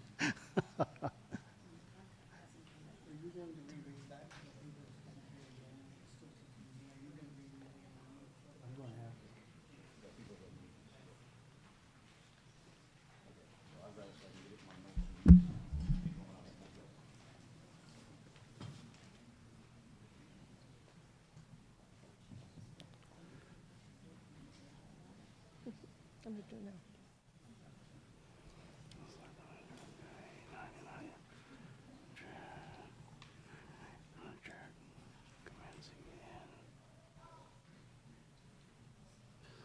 Fiscal year 2025 with Rural Development Incorporated for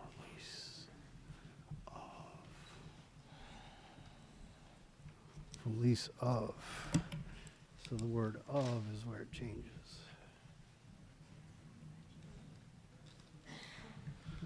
Right after the word of is where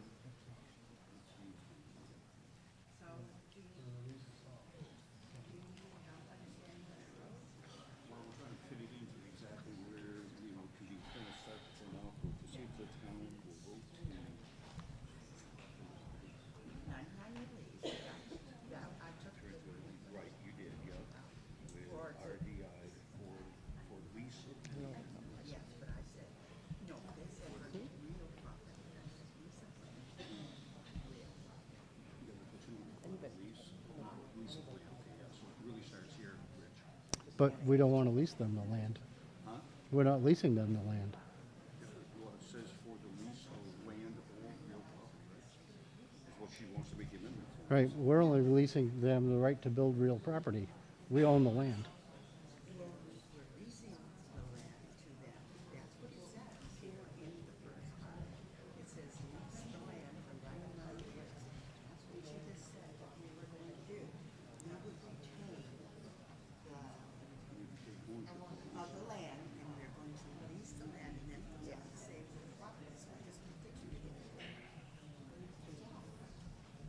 Okay, so right here with the word of, lease, rural development property for lease of, this is what's new.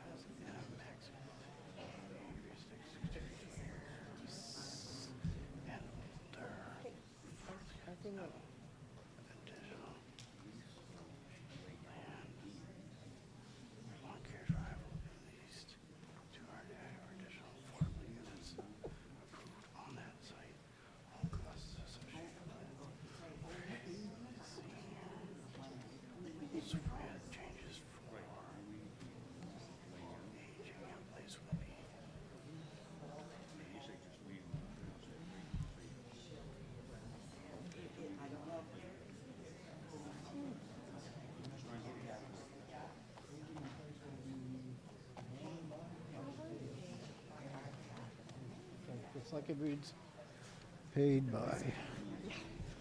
RDI at no additional cost to the tenants or the town of Erving.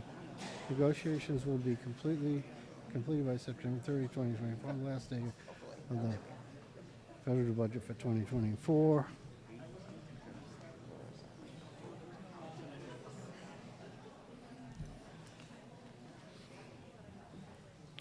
Okay, I think we got it.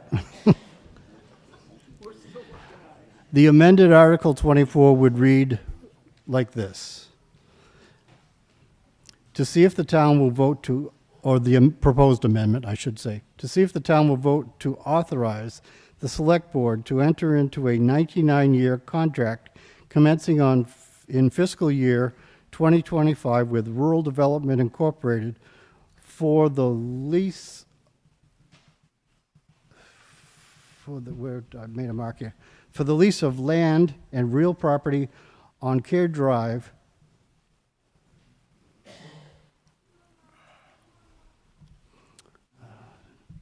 what is that word? To only the amount of land needed to construct a maximum of 8 multi-generational affordable units and a maximum of 18 age-restricted 62 years and older units. No additional land on Care Drive will be leased to RDI or additional affordable units approved on that site. All costs associated with upgrading the senior units with changes for aging in place will be paid by RDI at no additional cost to the tenants or the town of Erving. Negotiations will be completed by September 30th, 2024, the last day of the federal budget for 2024. Period. Can I speak to the amendment? Yes, now that we enough people up here understand, and I think I've expressed it as well as I can to all of you. Yes. So I would urge you not to vote for the amendment. This first part is for the Select Board to enter into negotiations for a land lease.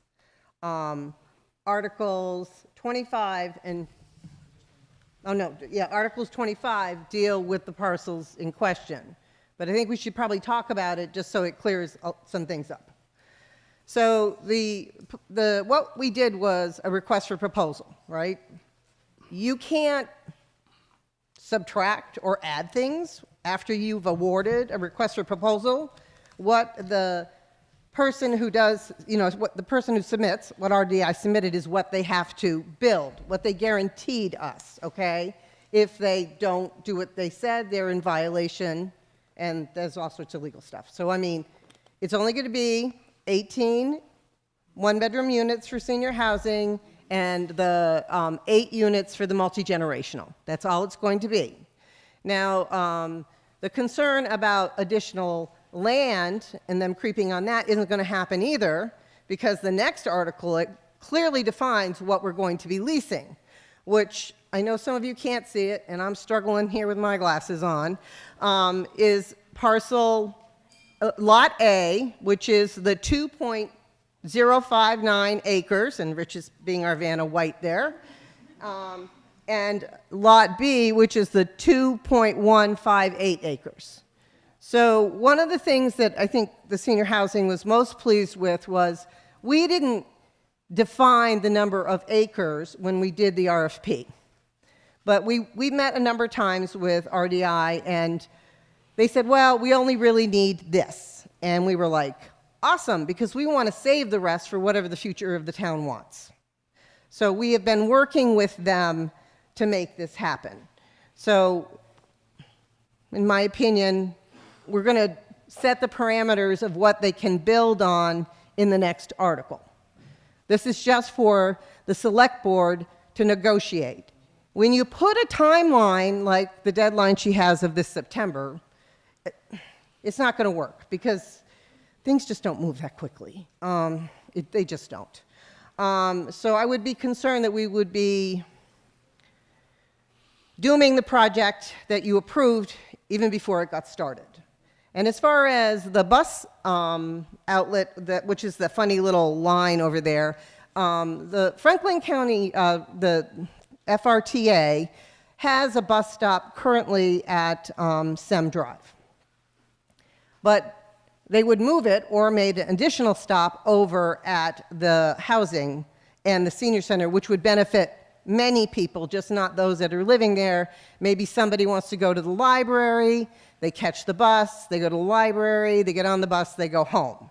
So I'm sure that my other committee building members want to say something, but that's why I would urge you to not vote for the amendment, and also urge you to vote for Article 24 as written.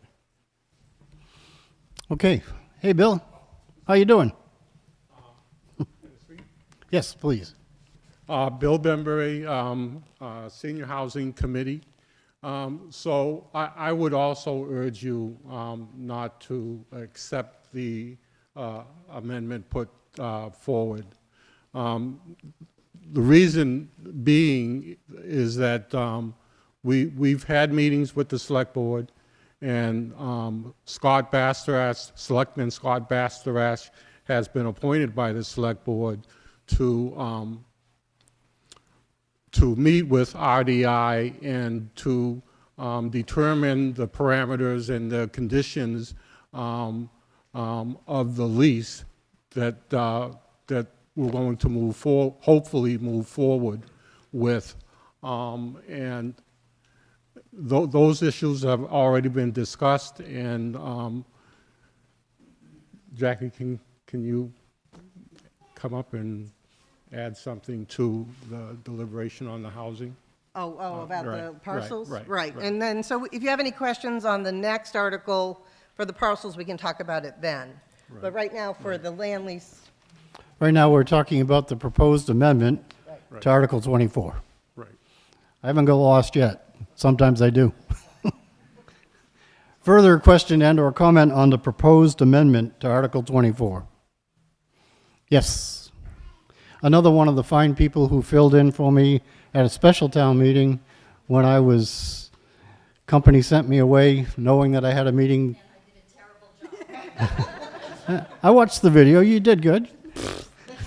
Linda Downs-Bembury, Church Street. I just want to ask RDI a clarification question, because some people have spoken to me, and there's an understanding that it's only affordable housing, and that if someone is making more than the 60%, then they couldn't live there. And my understanding is that's incorrect, that anybody can live there. You don't have to be under a certain... Hi, we have somebody from the Rural Development Incorporated right here. Yes. Hi. Hi, Alyssa LaRose, RDI. So this is affordable housing, and so all 26 units would have an affordability restriction on them. Right now, the proposal is to have the top kind of income level be at 60% area median income, which is a kind of threshold that is put out by the Department of Housing and Urban Development annually, and it's based on Franklin County's overall income. So it's not just based on the town of Erving's income, it's actually taking into account the whole county.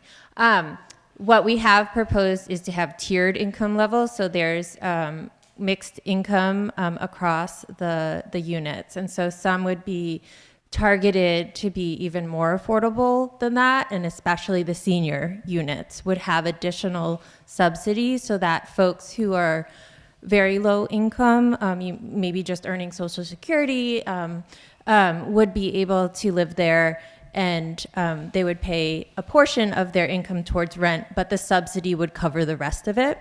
But then there'll be some units where the rent is just set at a rate that's affordable, and the household is expected to pay that rent, but it's meant to be at a rate where the household is not burdened by that cost. Where right now we know that there's a lot of renters who are paying, more than half their income towards housing, and that's a huge burden. So we're trying to not create that situation. Did that answer your question? Sorry. Or grab one of these microphones up here, whichever works.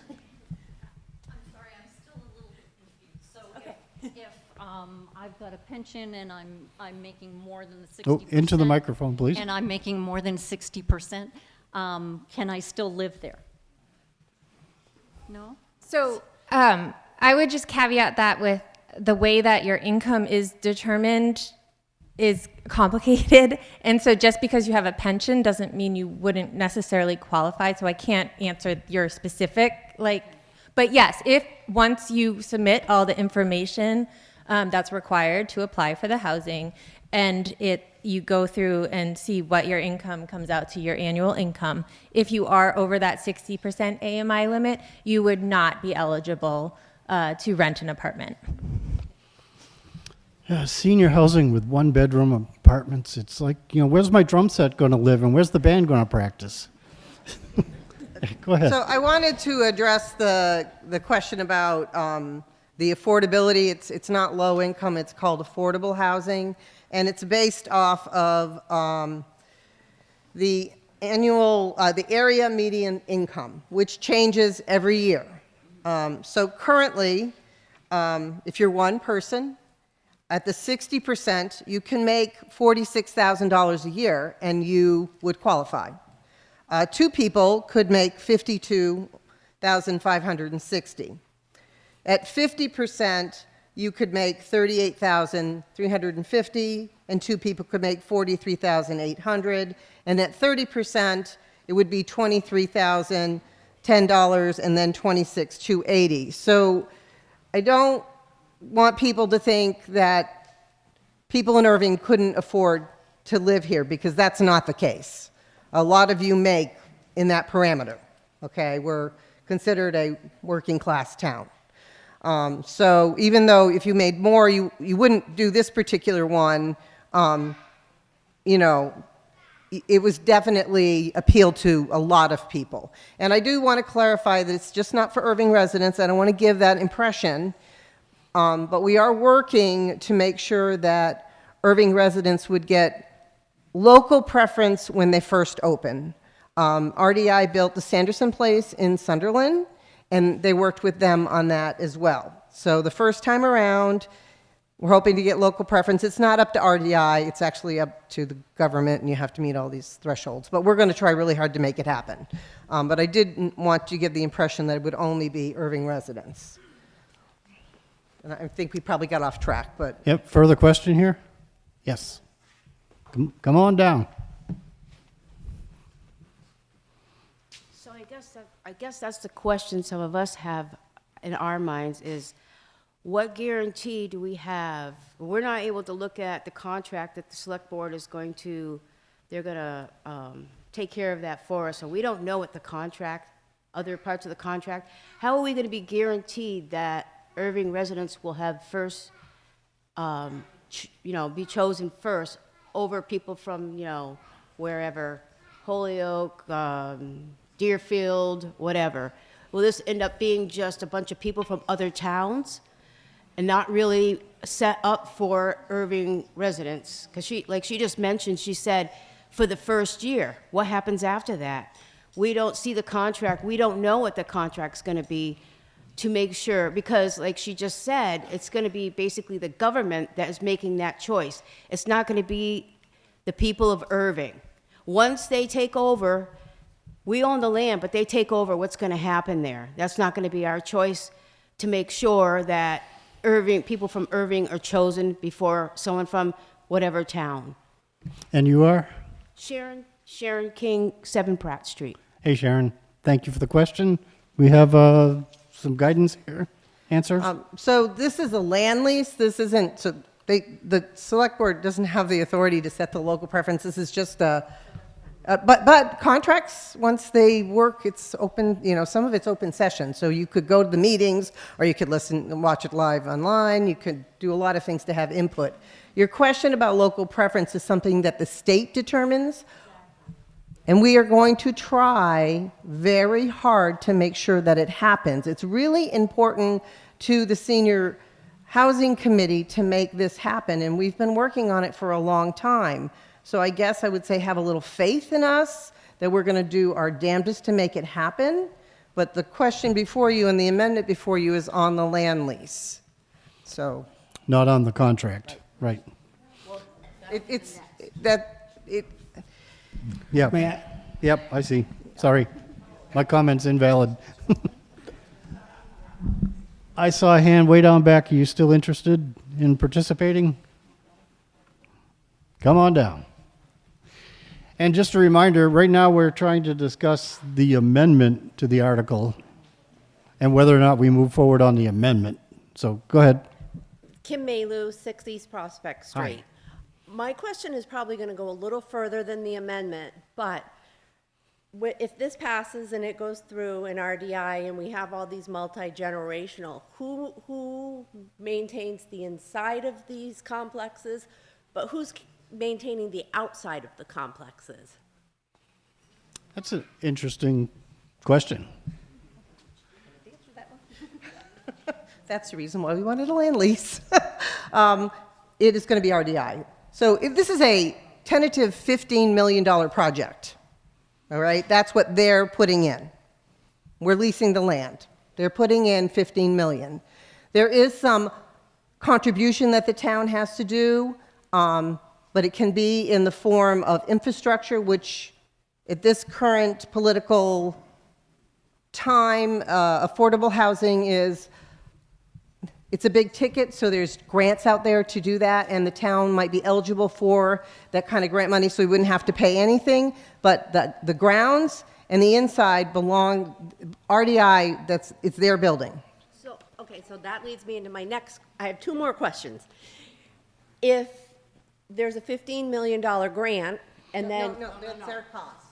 Their cost. Their investment. Okay.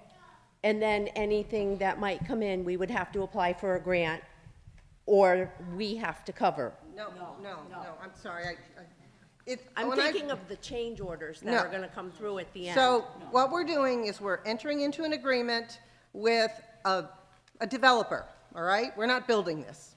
Our contribution is the land, and when I mean infrastructure, I mean water and sewer and the road. That's it. Okay? Those are the things, water, sewer, and the road.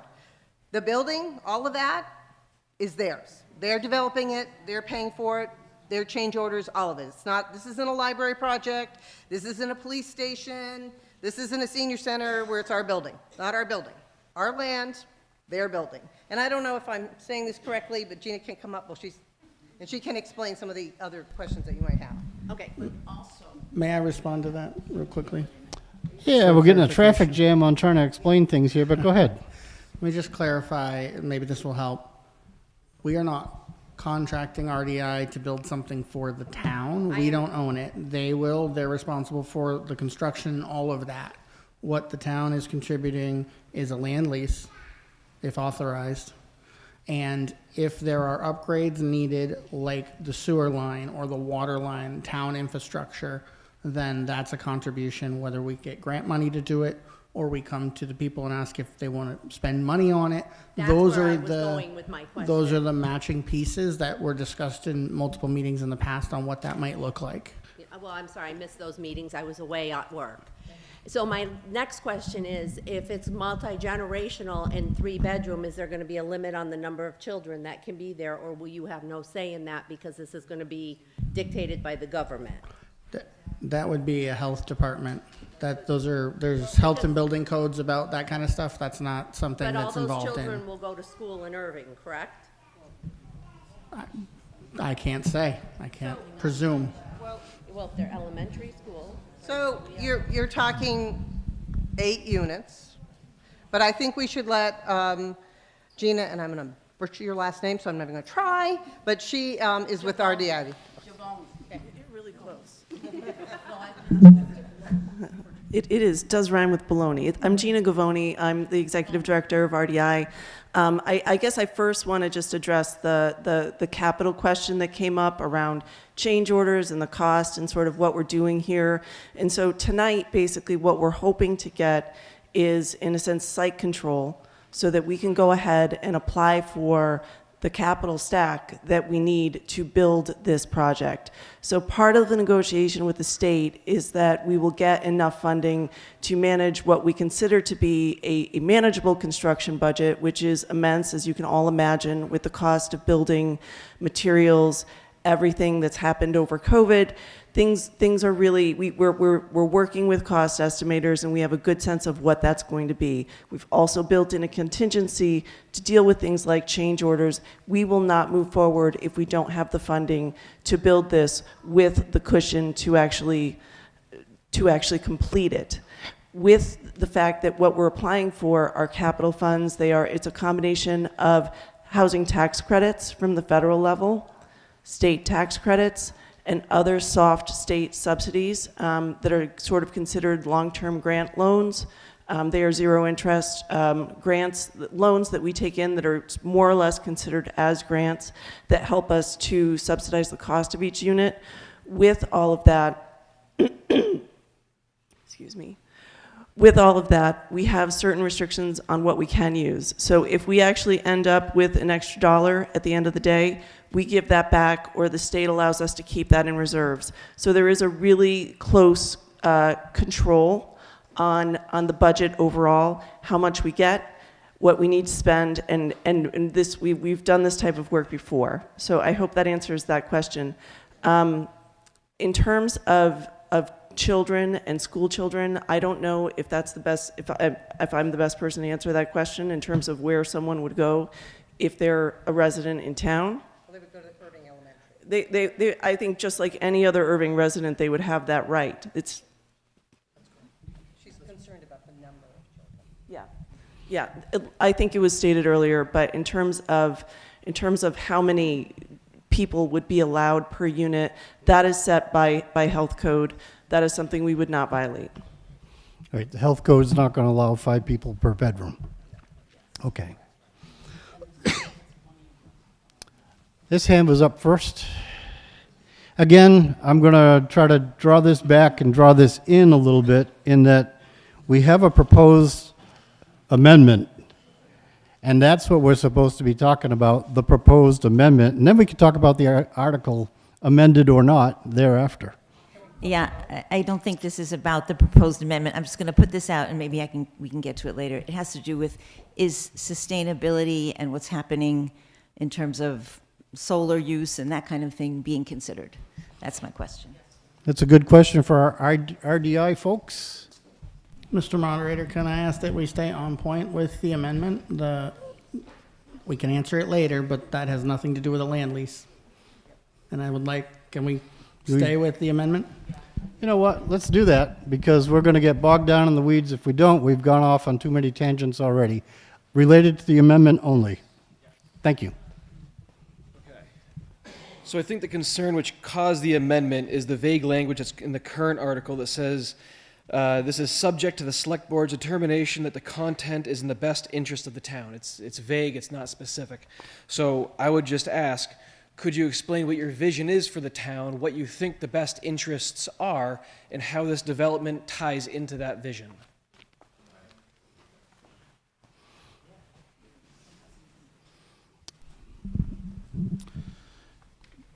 So it's a very involved conversation and question, and I appreciate it. So what I would envision looking at this is we have a high number of seniors looking for affordable housing to be able to stay here in town and live. So I would look at a contract that allows for that to come to fruition and allow that to happen, right? When you talk about the multi-generational, we have many families that are now, their extended families are staying together. Their children are taking care of their elder parents. When we say multi-generational, that does not have to be the envision of, mom with 7 kids living in a 1-bedroom apartment, which was sort of portrayed with all of these kids showing up. Multi-generational can mean a whole multitude of things. Envisioning the opportunity to allow seniors to take advantage of affordable housing If they need to have somebody younger living with them, that would be fantastic. If they come into that younger and need to grow and age in place in that and stay, they can do that. There's accessibility issues that can work into this. So the goal is not to create anything other than what the proposal was. It is the number of units that was proposed. It is the 8 multi-generational. It is the 18 units for 62 or older. That's what we're looking for. How we get there, I mean, asking somebody to pinpoint dates and certain specifications into a contract negotiation before we ever sit at the table to negotiate, personally, I think is ludicrous. You know, and it makes it very difficult to work at an adequate contract that would satisfy this program. The contract land lease is the lease of the land. It is not the operation of the building. So I want to be very clear about that. So we're convoluted. So the amendment is asking to tie two aspects together. The amendment is asking the operational needs of what RDI is proposing is also tied into a land lease. I would urge against that. Okay, and that's speaking specifically to the amendment, which is what we're trying to do. Yes?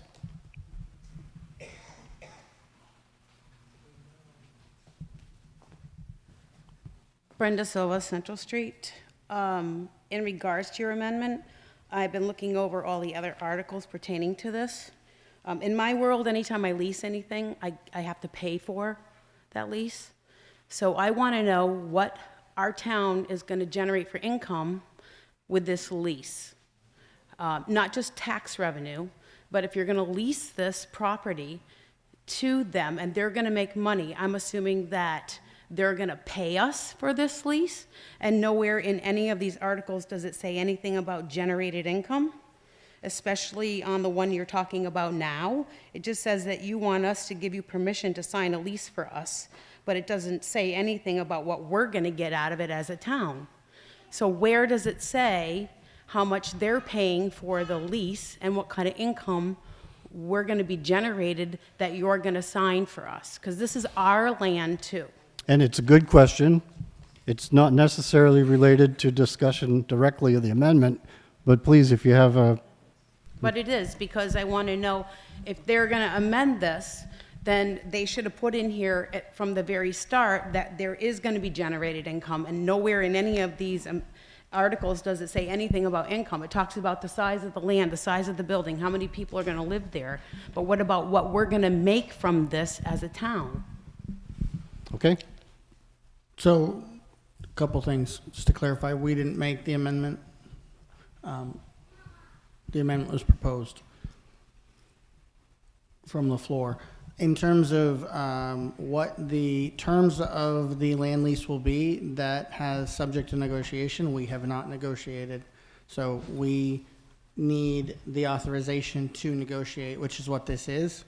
We can't start negotiating on the town's behalf with a contract or a lease or any of a binding type discussion with anyone without the authority from the voters, unless it's already in things that you authorize us to do. You don't normally authorize us for 99 years. Earlier we talked about 10 years. We don't have the authority to act on a 10-year agreement. We only have authority for a 3-year without bringing it to all of you and getting that authorization. We can't start having that discussion without the authorization. So it becomes a little bit of, you know, the chicken and the egg. We can't tell you what it's going to be because we can't negotiate yet. And so that's where we end up. Yeah, let me just say, if negotiations are not successful, we don't move forward. Exactly. Yeah. And I would just say, at least in my perspective, and thank you all for re-electing me just a few days ago, I hope that by electing us and re-electing us, I think only one of us hasn't gone through that cycle yet, you know, you're entrusting that we do have the best interest of the town at heart, and that is what we try to do. No one's perfect. We do the best we can, but that is our goal. Our goal is not to only achieve or satisfy one criteria. It's holistic. Senior housing has been a goal and an interest for a very long time. We have worked, many others have worked many years to try to get to a place where we had a proposal that had a successful response. And this is the next step in moving that forward. Having housing, how much income a lease may generate, how much money we may invest either in effort to get grants or in taxpayer money or savings to infrastructure to help make all that happen. All of that is part of the best interest analysis. And eventually there's a negotiating, as was mentioned earlier, Scott will be, leading in the negotiation on behalf of the board. But at some point we all have to weigh in and say, yeah, we do agree that this is in the best interest, weighing all of the factors, not just what's in the contract, but what that contract will then lend us. The housing potential, the opportunities, and the potential cost that brings to. And there's other steps along the way that where, One ahead of you. These kind of things will happen, that will have stages or gates where we have to be able to get past that burden, whether it's successful contract, successful funding, et cetera, to continue this along. It is a long process and a long project. We have further comment over there. That we vote on the amendment. Motion and a second to move on the amendment, which was where I was pretty much headed anyways, but thank you for bringing it up. These are the amendment as was previously read. All those in favor of amending Article 24, please signify by saying aye. All those opposed say no. No. The amendment is defeated. All right, Article 24 in its original format. Further discussion and or question? Yes, sir.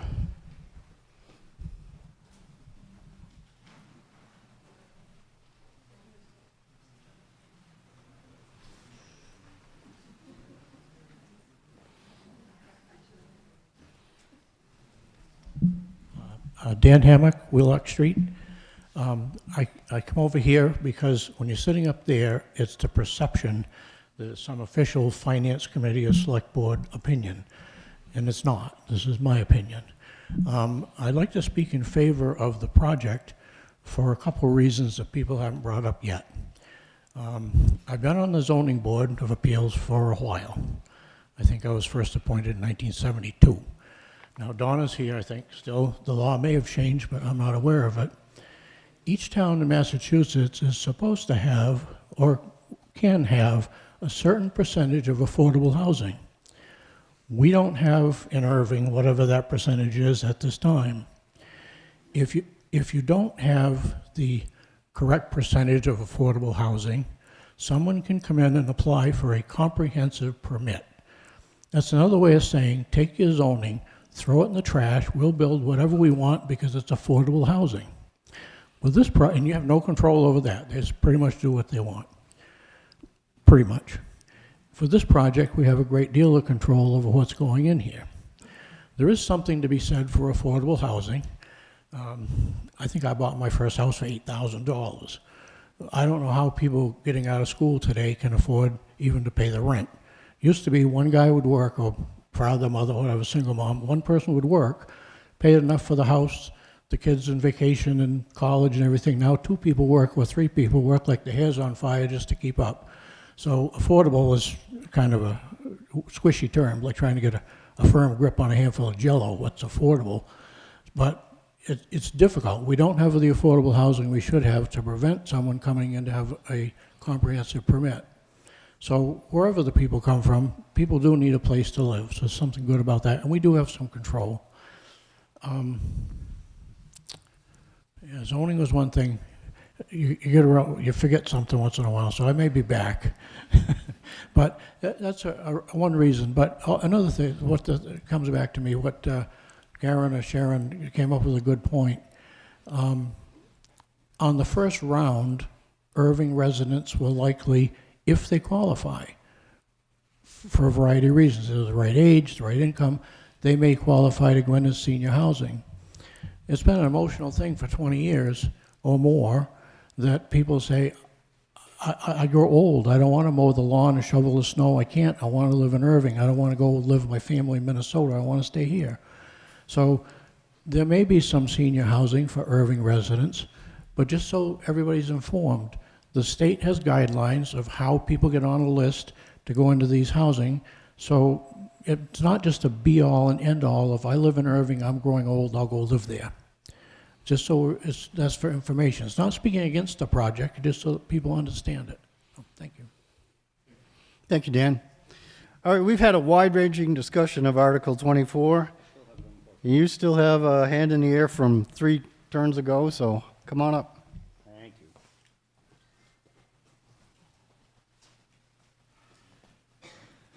Dick Newton, Leicester Street. My question is on the negotiations.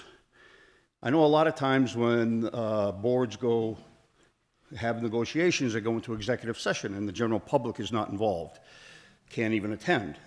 I'm assuming that with negotiations such as this, that it will be open at just a regular select boards meeting so that we can all have input, hear exactly what's going on back and forth.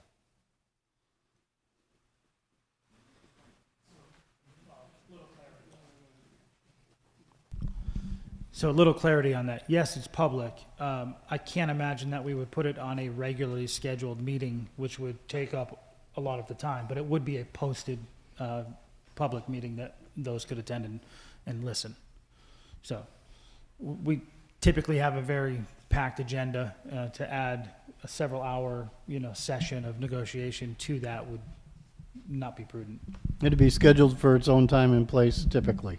Yeah, just to be even clear, if the select board wants to meet by themselves to strategize about the negotiations with RDI, that would be an executive session. They would have to do that. But as soon as RDI enters the room and it's a negotiation between the two sides, then it has to be an open meeting.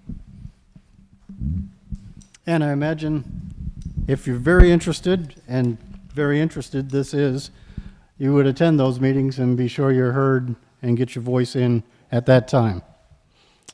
So, thank you. Question answered. And all right, Article 24. We've had a great discussion. How about we move on the article? Yeah? Article 24. All those in favor, please signify by saying aye. Aye. All those opposed say no. No. Article 24 is passed with a clear majority. Article 25 is to authorize the disposition of land on Care Drive. It's submitted by the Select Board. The Finance Committee recommends approval, as well as the Capital Planning Committee. I make a motion to accept Article 25 as printed. All right, Article 25 is in front of us for discussion. And I think the discussion goes straight to what's here on the board with lots A and B. Yes? I would like to make an amendment to Article 25. You would? I would. And that would be to fill in the blank space with the following language, where the sentence ends, located on Care Drive and shown as parcel A and B on blank, semicolon. So in that space goes the plan titled Plan of Land in Erving, MA, surveyed for the inhabitants of the town of Erving, MA, by Edward C. Uzinski, dated May 7th, 2024. And we did not have the title of the plans that illustrate exactly what this article says at the time of printing. So that plan right there, you'll see, and maybe that is viewable now, it's bigger. That is the title of the plan, and that is what belongs in the article. So that is what we're voting about. All right, we have a motion and a second, and basically it removes the blank after A and B on, where that blank is. Remove the blank and insert those words we just heard about the plan titled Plan of Land in Erving, Mass., surveyed for the inhabitants of the town of Erving, Mass. By Edward C. Mazinski, dated May 7, 2024. It picks up after that semicolon to say, and to authorize the select board. That's what the amendment is, fills in the blank. So questions on the amendment? No questions on the amendment. All those in favor of amending Article 25, please signify by saying aye. All those opposed say no. Article 25 is amended unanimously.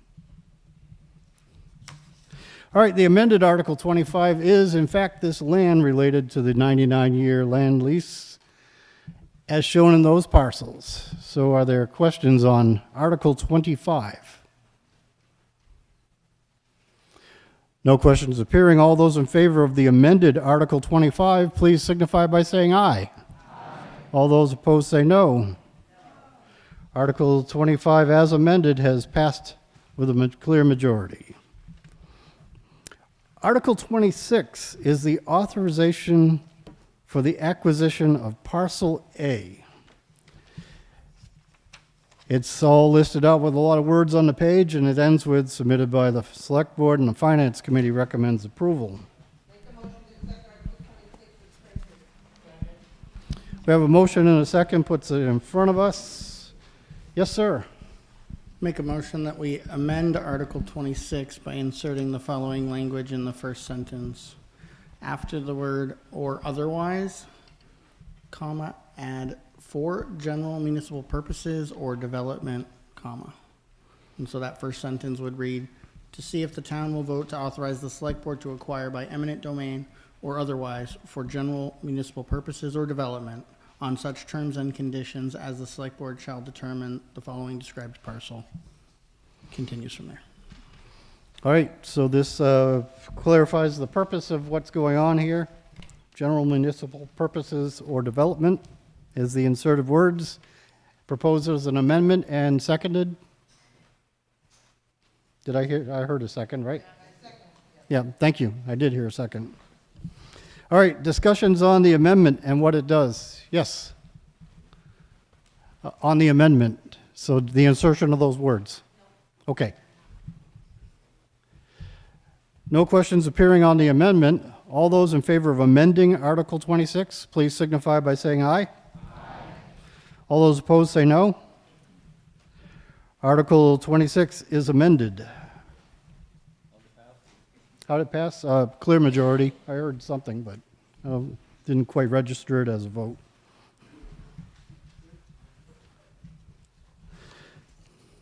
All right, and I found out this is the same parcel of land the police station is on, in case you had questions there. That was in the description at the end of the article in italics. So questions on the amended Article 26? No questions on the amended Article 26. All those in favor, please signify by saying aye. All those opposed say no. The amended Article 26 has passed with a clear majority.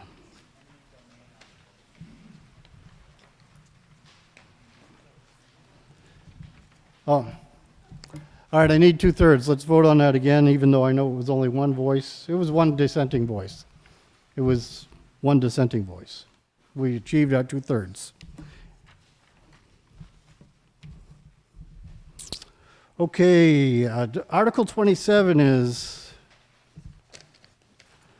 a borrowing authorization for the demolition of the former IP mill site in the amount of $3,700,000, submitted by the Select Board. The Capital Planning Committee recommends approval, as well as the Finance Committee.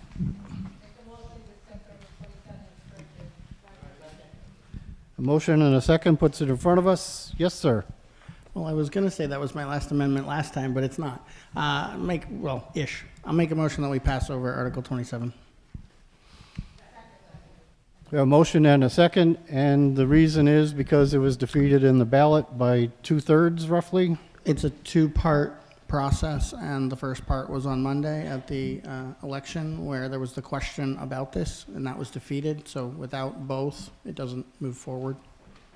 If we voted on it tonight, if people wish to, and it was passed, well, then we would need to schedule an additional election out 60 some odd days at a minimum, I believe, and then see if we could get the votes to pass it. It's the only way it can move forward. So unless people want to entertain that, I move that we pass over. Okay, motion to pass over in a second. Are there any questions or discussion on passing over the article? Yes.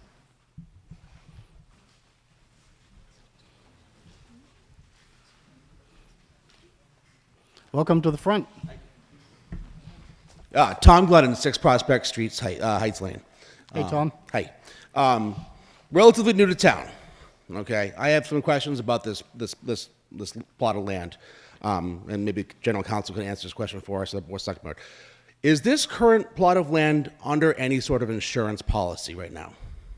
Okay, so if it were to burn down tomorrow, pollute the river, the state and EPA would generally probably come to us because it's our planned property, correct? Someone were to get hurt breaking in, family sues us, we have insurance to cover that. Yeah, okay. This is kind of where I'm going at here. Like, we're talking about not only like safety, we're talking about $3.7 million is a lot of money. And if I'm not mistaken, it's 2.5 cents per $1,000 of home value spread out over 1 year, 2 years is the increase. Sorry, I'm kind of like. Yeah, I don't have that right in front of me, but I'm sure we can pull it up. Sure. I think it was more than that, but I could be wrong. Okay. And we were talking about a Yeah, I think it's. three-year- I think last year it three-year- passed at 2.45 cents per 100,000 in a town meeting. Correct? According to the Greenfield article I read today, it passed. Right. So why a year later we're asking for the same thing? Is it because it didn't pass a vote? Okay. So the only way to get this back on the ballot again, or get this brought up discussion, is to add a vote at another. If it has to pass tonight, and then we have to vote on it again in election. So what are we doing here, folks? I mean, seriously, what are we doing here? 1,100 people and 100 people are going to vote for this? I know it's money, but really? It's a piece of land that is literally falling apart, not making us any money, costing us money. And we're going to let it just sit there and deteriorate and crash? And then the city, the state, and the towns, and the federal government's going to come for us on the town? I propose we vote. And that's what I was asking for. Do we have discussions on the amendment to pass over? There's the discussion.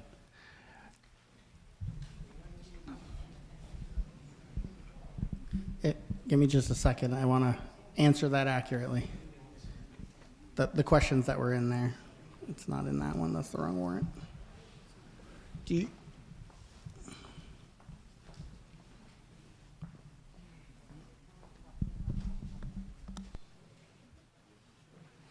Yeah, trying to look up a couple of the answers to some of the questions you proposed.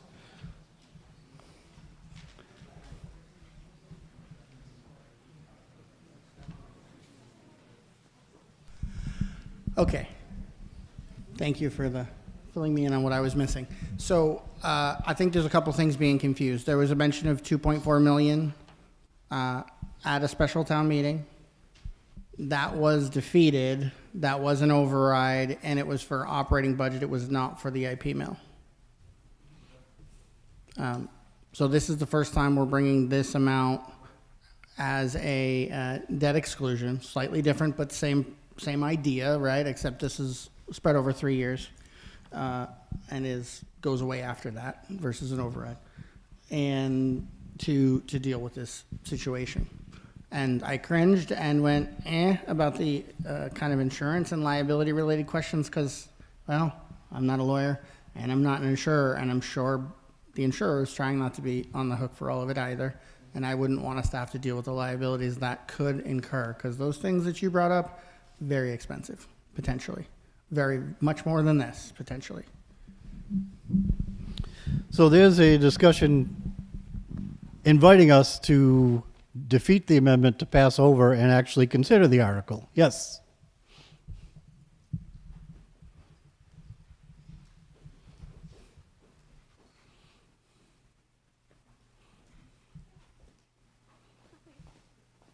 Hi, I'm Bretta Evars Petrasia. I'm at 6 Gun Street. I have a question. If we pass over this article or defeat the whole borrowing authorization for the demolition, what is our next option? What are our other options for that site? And what would be the cost, potential cost to the town in comparison to something like this, the demolition? I can answer the first one better than the second one. Okay. I can't estimate what that could be. We have struggled to retain insurance for, I want to say, at least 2, if not 3 years. They have said they would not reinsure, and we've either found a different insurer or have been lucky that they have continued it. Can I ask for a clarification on that? Is that Yes. because of the condition of the building, or the actual site itself is uninsurable because of the hazards? Sure. So Okay. prior years, and correct me if I'm missing something here, prior years was more about the potential risk, and so no one wanted to. I mean, we're insuring this through Lloyd's of London, and I don't know too many people who get their insurance from there that I know. I mean, I wish I did. Anyway, the most recent, they have told us that we have to repair the roof that has holes in it and board and secure and guarantee no entry and do these kinds of things within 30 days, which we couldn't even have a meeting and get the funding per public process in time to do those things. So I can't say, be speculative, but the likelihood that they'll renew the policy, if they don't cancel it before the term is up, not too likely. And then any kind of coverage mentioned about any kind of potential risk, it's gone. So that's a huge potential risk, even worse than with having insurance. And it doesn't get better, right? The building is falling apart in certain areas, and that continues. In terms of next steps, we tried to be clear, and we talked about this in multiple meetings, all 3 groups, the Capital Planning Committee, Finance Committee, and the Select Board. If this doesn't approve, we've tried multiple RFPs. We even just closed one out to see if we couldn't get a successful opportunity before we voted on this and avoid this cost.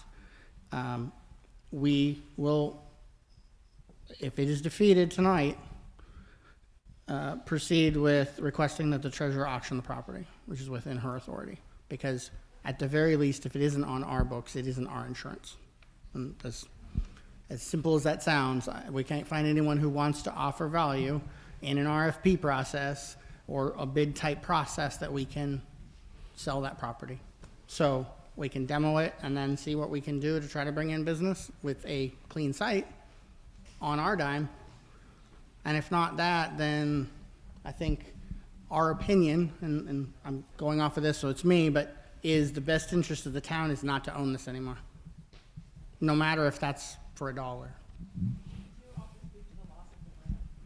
Oh, yes, and I should say, so we applied, it might have been 3+ years ago now, for a mass grant, and they awarded $600,000, which can be used towards demolition or towards trying to make that better, that site, towards an opportunity to sell it and develop it.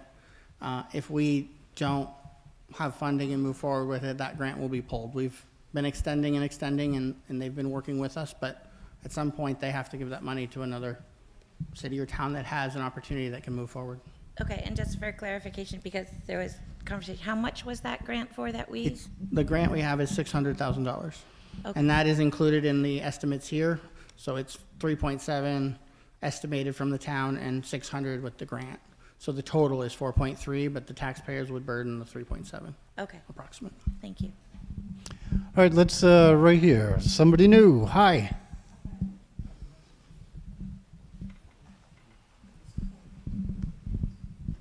Hi, my name is Jackie Galvis. I'm Lillian's Way in Erving.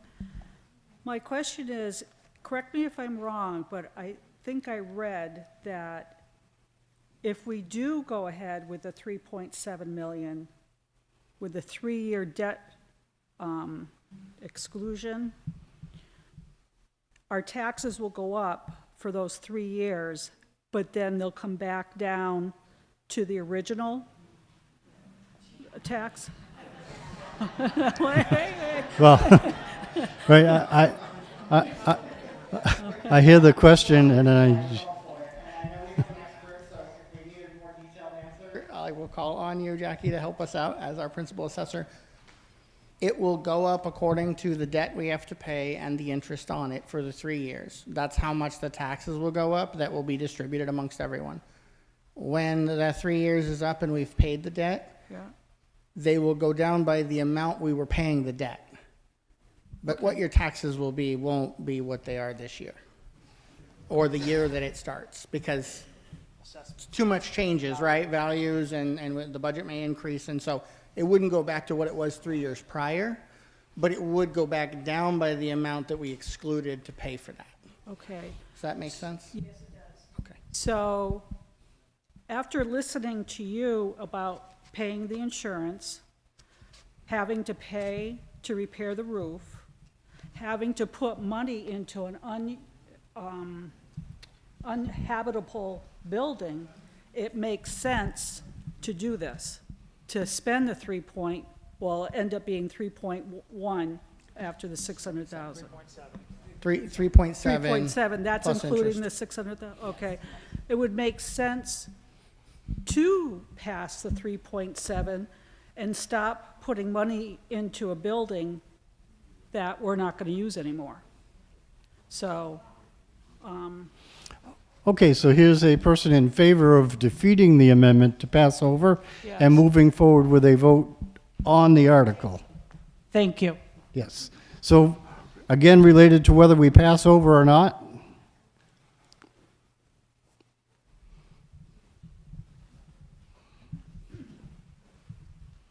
I think we need some clarification because the debt exclusion did not pass. If this goes forward and we say yes, this 3.7 million needs to come out of the current budget. Now, how does it work? So, defeated at election,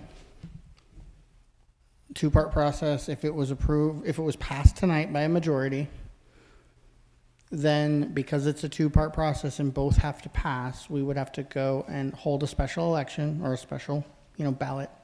And town clerk can confirm, but I believe it's at least 64 days from the day we say we're going to start because of the state and notifications and all that.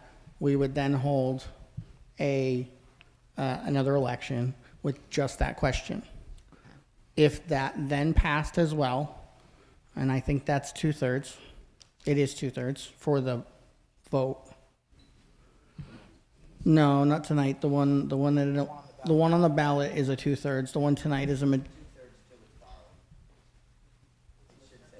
a debt exclusion is a 2/3. Okay, so that's a mistype. This is a 2/3 article tonight too.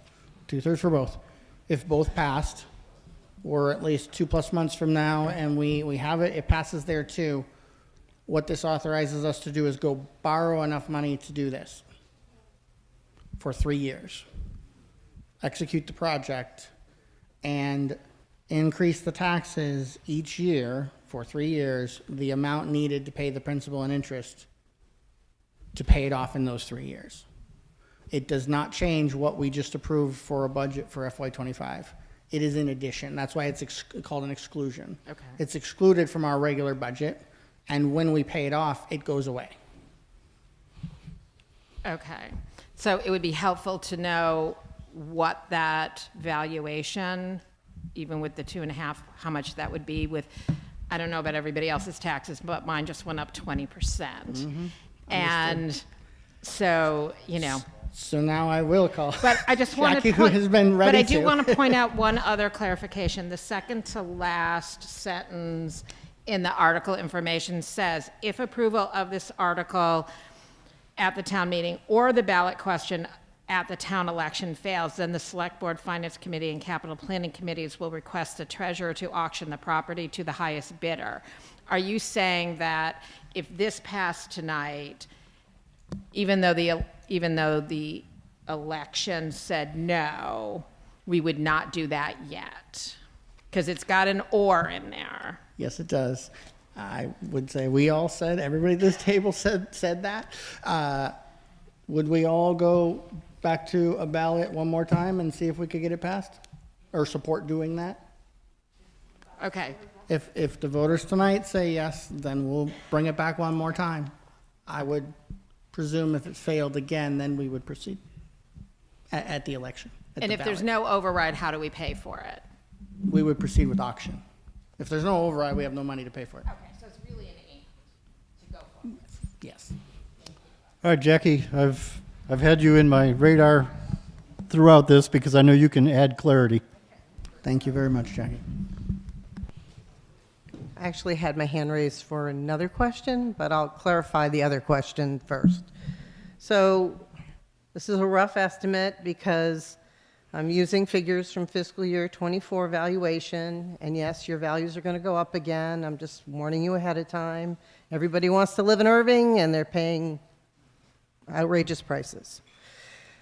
But based on a tentative 1.233 payback, which if you take the 3.7 divided by 3 years, you get, it would be a potential 0.92 cents on the 1,000, so $92 for every 100,000 on your house. So that's for residential and open space. Because in Erving, we shift the burden onto the commercial, industrial, and personal property, and then they would pay $1.52 per 1,000. So does that answer your question, Holly, on what it would be approximately on the impact? Okay, so all right. Yes, so that brings up the other question that you had, Mrs. Gavis, about your tax rate, right?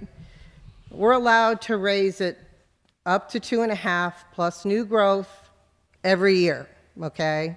So no, we're never going back to what your taxes would be for next year, unless we did an underride and there's some other things there. Or we spent a lot less money. So when you're calculating what it would be, it's a rough estimate because we do a shift. It's never just a straight across the board. We actually take the tax burden and pile it on to the CIP. We're allowed to do that. It's called an MRF, and we're allowed to do that. CIP, commercial, Commercial, industrial. industrial, and personal property. So the real estate and open space pays a lower rate, and you place more of the tax burden onto the commercial, industrial, and personal property. In our case, most of it's utilities. There are some businesses, and they do feel the pinch. But we have a small commercial exemption for those some of those businesses that helps out. So you can't really, it's not a quick, straight, division thing. It's just not. You can't do it that way. So I hope that answers most of your questions on that. Yeah.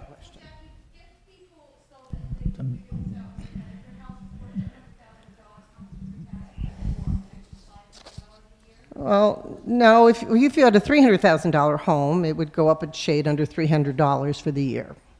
It's 92 cents on the 1,000. So that's an approximate, and it's not set in stone, and there's a lot of moving parts to it. But that's the approximate. Now, if we got some more business in Erving, that would spread the tax burden even more, and it might go down. Say we get another solar field, or I don't know, big business, Amazon wants to move here and we have the space, et cetera, et cetera. So the more valuation wealth you have in your community, the lower your tax, you spread the tax burden over that. And that's the way that it works. Mr. Moderator? Yeah, Sorry. I'm trying to refocus here just a little bit. I know we're gaining good information here related to whether or not we want to pass this article if we were to consider the article. But right now, we still have the amendment to pass over the article, and we're discussing it. So, I have a question related to the passing over. Yeah. So the board had indicated that they would, if we pass over it, then your next course of action would be to auction it. Am I correct in that assumption? I have a two-part question. When you go to auction it off, you have to take it to the highest bidder, correct? What happens if that bidder bids $1 or $100 and then does nothing for the next umpteen years? The place burns down. We're still stuck with the bill because it becomes a public safety hazard and the town has to clean it up. I'm not totally in favor of the auctioning off part, because I think we're just kicking it down the road and we're going to end up with more liability over and over. So you don't want to pass over the article, I you'd rather do vote on it? not. My Okay. other question was, have you considered, and this is relating to if we don't pass over the article, issuing some sort of request for proposal that you ask a demolition company to come in, demo it for a certain amount of money, and take the very valuable bricks or whatever. I know there's not much left in there, but there is wood that has value in there, and there's some brick that has in there, and see what you get. It's not an option you had considered. Maybe it's time that we did. Okay, I'm really wanting to vote on whether or Can I not we answer pass those, this over. though? There were questions. There were two of them. All right, answer the questions, and then I think I want to move on. Okay. First question, I agree. I've heard stories. I know the other side of Riverfront Park. The process of making it what it is today, believe we were kind of in a similar situation. So you're right. We have one option when someone buys it for $1, we take it back for tax title, or we let them keep it because we don't want the liability either. But that doesn't mean we don't have some, or potentially something to deal with. Number two, I think we talked about this anecdotally a little bit. If the debt exclusion was approved and we're going to demo, we aren't just going to call somebody and go, I got 4.3 million, please, will you tear it down for that? We're going to go through a process to try to get the lowest bidder, to take whatever's valuable, charge us the least possible, and we're only going to exclude the debt necessary to make it happen. Not 4.3 if we don't need 4.3. As was done with the library, where we had excess funds at the end of the day and we put it back in where it came from. We paid off the note. Yeah. Yeah, effectively. Similar, yes. Yep, same idea. Okay. How about we vote on this amendment? All those in favor of passing the amendment to pass over Article 27, please signify by saying aye. Aye. All those opposed say no? No. We're split on that. Can I ask that you restate what they're voting on? I Right. don't know if that was clear. Yep, we'll try this again just because I was moving kind of fast. There's an amendment to pass over Article 27, which means we'd take no action on it except to pass it over. All those in favor of the amendment to pass over Article 27, please signify by saying aye. Aye. All those opposed? No. I think the ayes have it, but I think we've got to count it. Would everybody who is in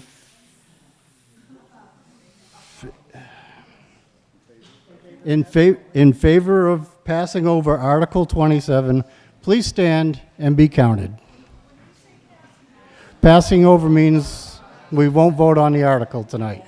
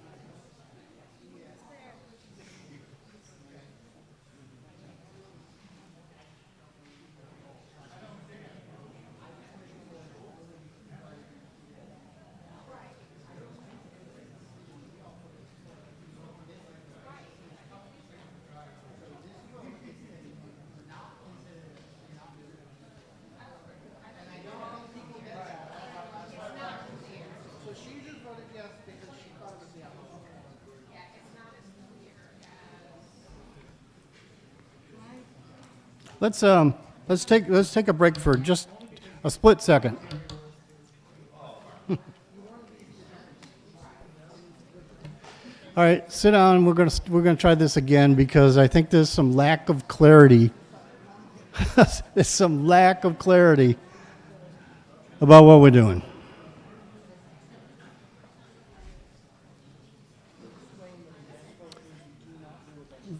I thought it was clear to me, but yeah. Yeah. There's a motion to pass over, which means we would take no further votes except for find out whether it's a yes or no on the motion to pass over. We would take no further votes on moving forward with the $3,700,000. So a yes vote here means you're in favor of passing over the article, which ends discussion on the article. We're done. And a no vote means you want to talk about the article and pass and possibly vote on the article as it was given. Would it be clear if the second and the motion to pass over was rescinded instead? Oh, yeah. Did that happen? And then we just go back to the original article instead of this for the amendment?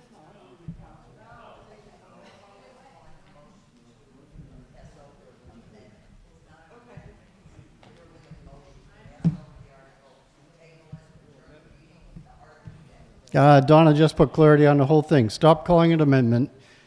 It's a motion to pass over. So, all those in favor of passing over the article, please stand and be counted.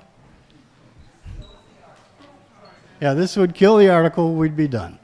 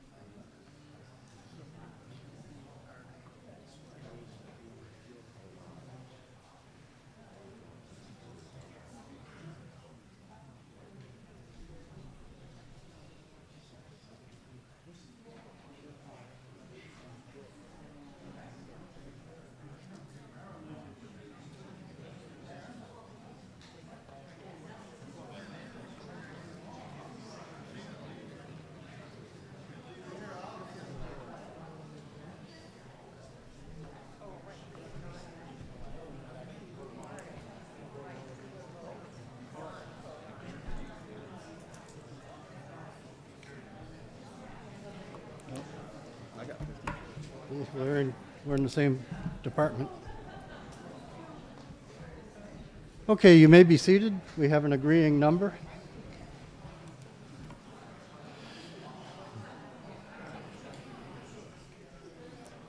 All those against passing over the article, which means we would give it further consideration tonight, please stand and be counted.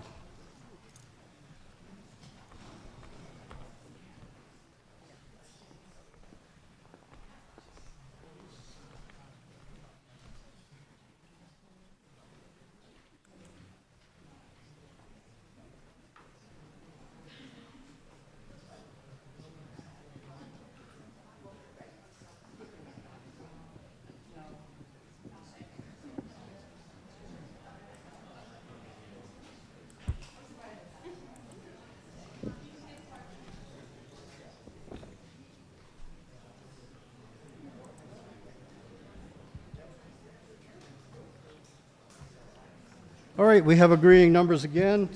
It is 53 votes to pass over the article and 32 votes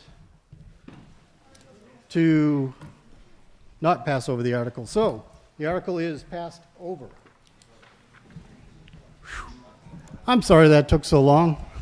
Hey, Dan Hammock would like a moment for something important under new business, I guess.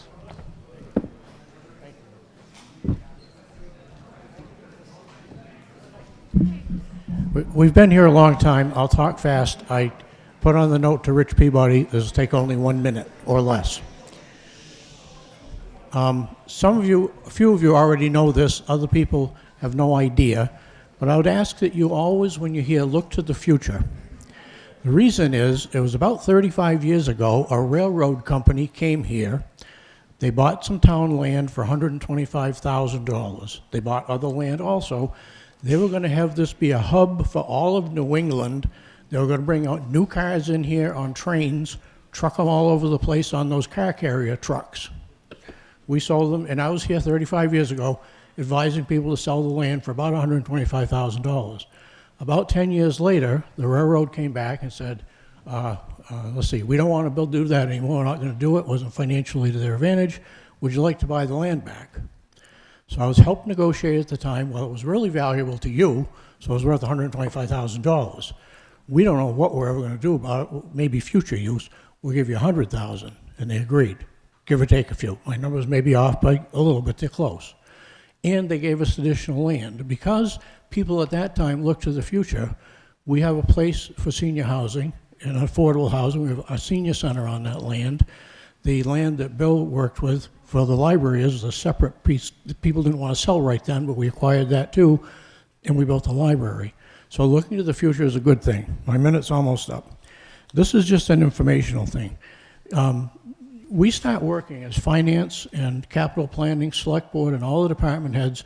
We start looking at this whole budget somewhere around October, November, and we end up in April so we can put it together for town meeting in May. So it's like 5 or 6 months, dozens of meetings and discussions to try to present something to you. It's a lot of moving parts to it. The question was asked about last year. We had real financial difficulties, and this year we don't seem to have so many. There are a lot of moving parts, so it's not the only reason that we have less financial difficulty right now, but one reason we have a little bit less is because of one person. When people come here to vote, frequently their mind is already made up. We're going to vote no, we're going to vote yes. Nothing I would have said would have changed 14 votes. But because of one person, there's no law that said they had to do it, no regulation, no rule. Because of one person who went to the banks and said, we'd like to increase the interest we get on our tens of millions of dollars for stabilization, we're getting almost $400,000 now that we did not get last year. And that's because of the town treasurer just decided to do it. Just a thing for thought. So when you have qualified people, sometimes you pay them a little more, and you don't want to. No, I don't want to pay higher taxes either, but sometimes those qualified people do good things for us. So thank you, and thank you for your indulgence. All right, I would accept a motion to adjourn this meeting. Motion, a second. All those in favor of adjourning the annual town meeting, say aye. All those opposed? Yeah, I thought so. Thank you.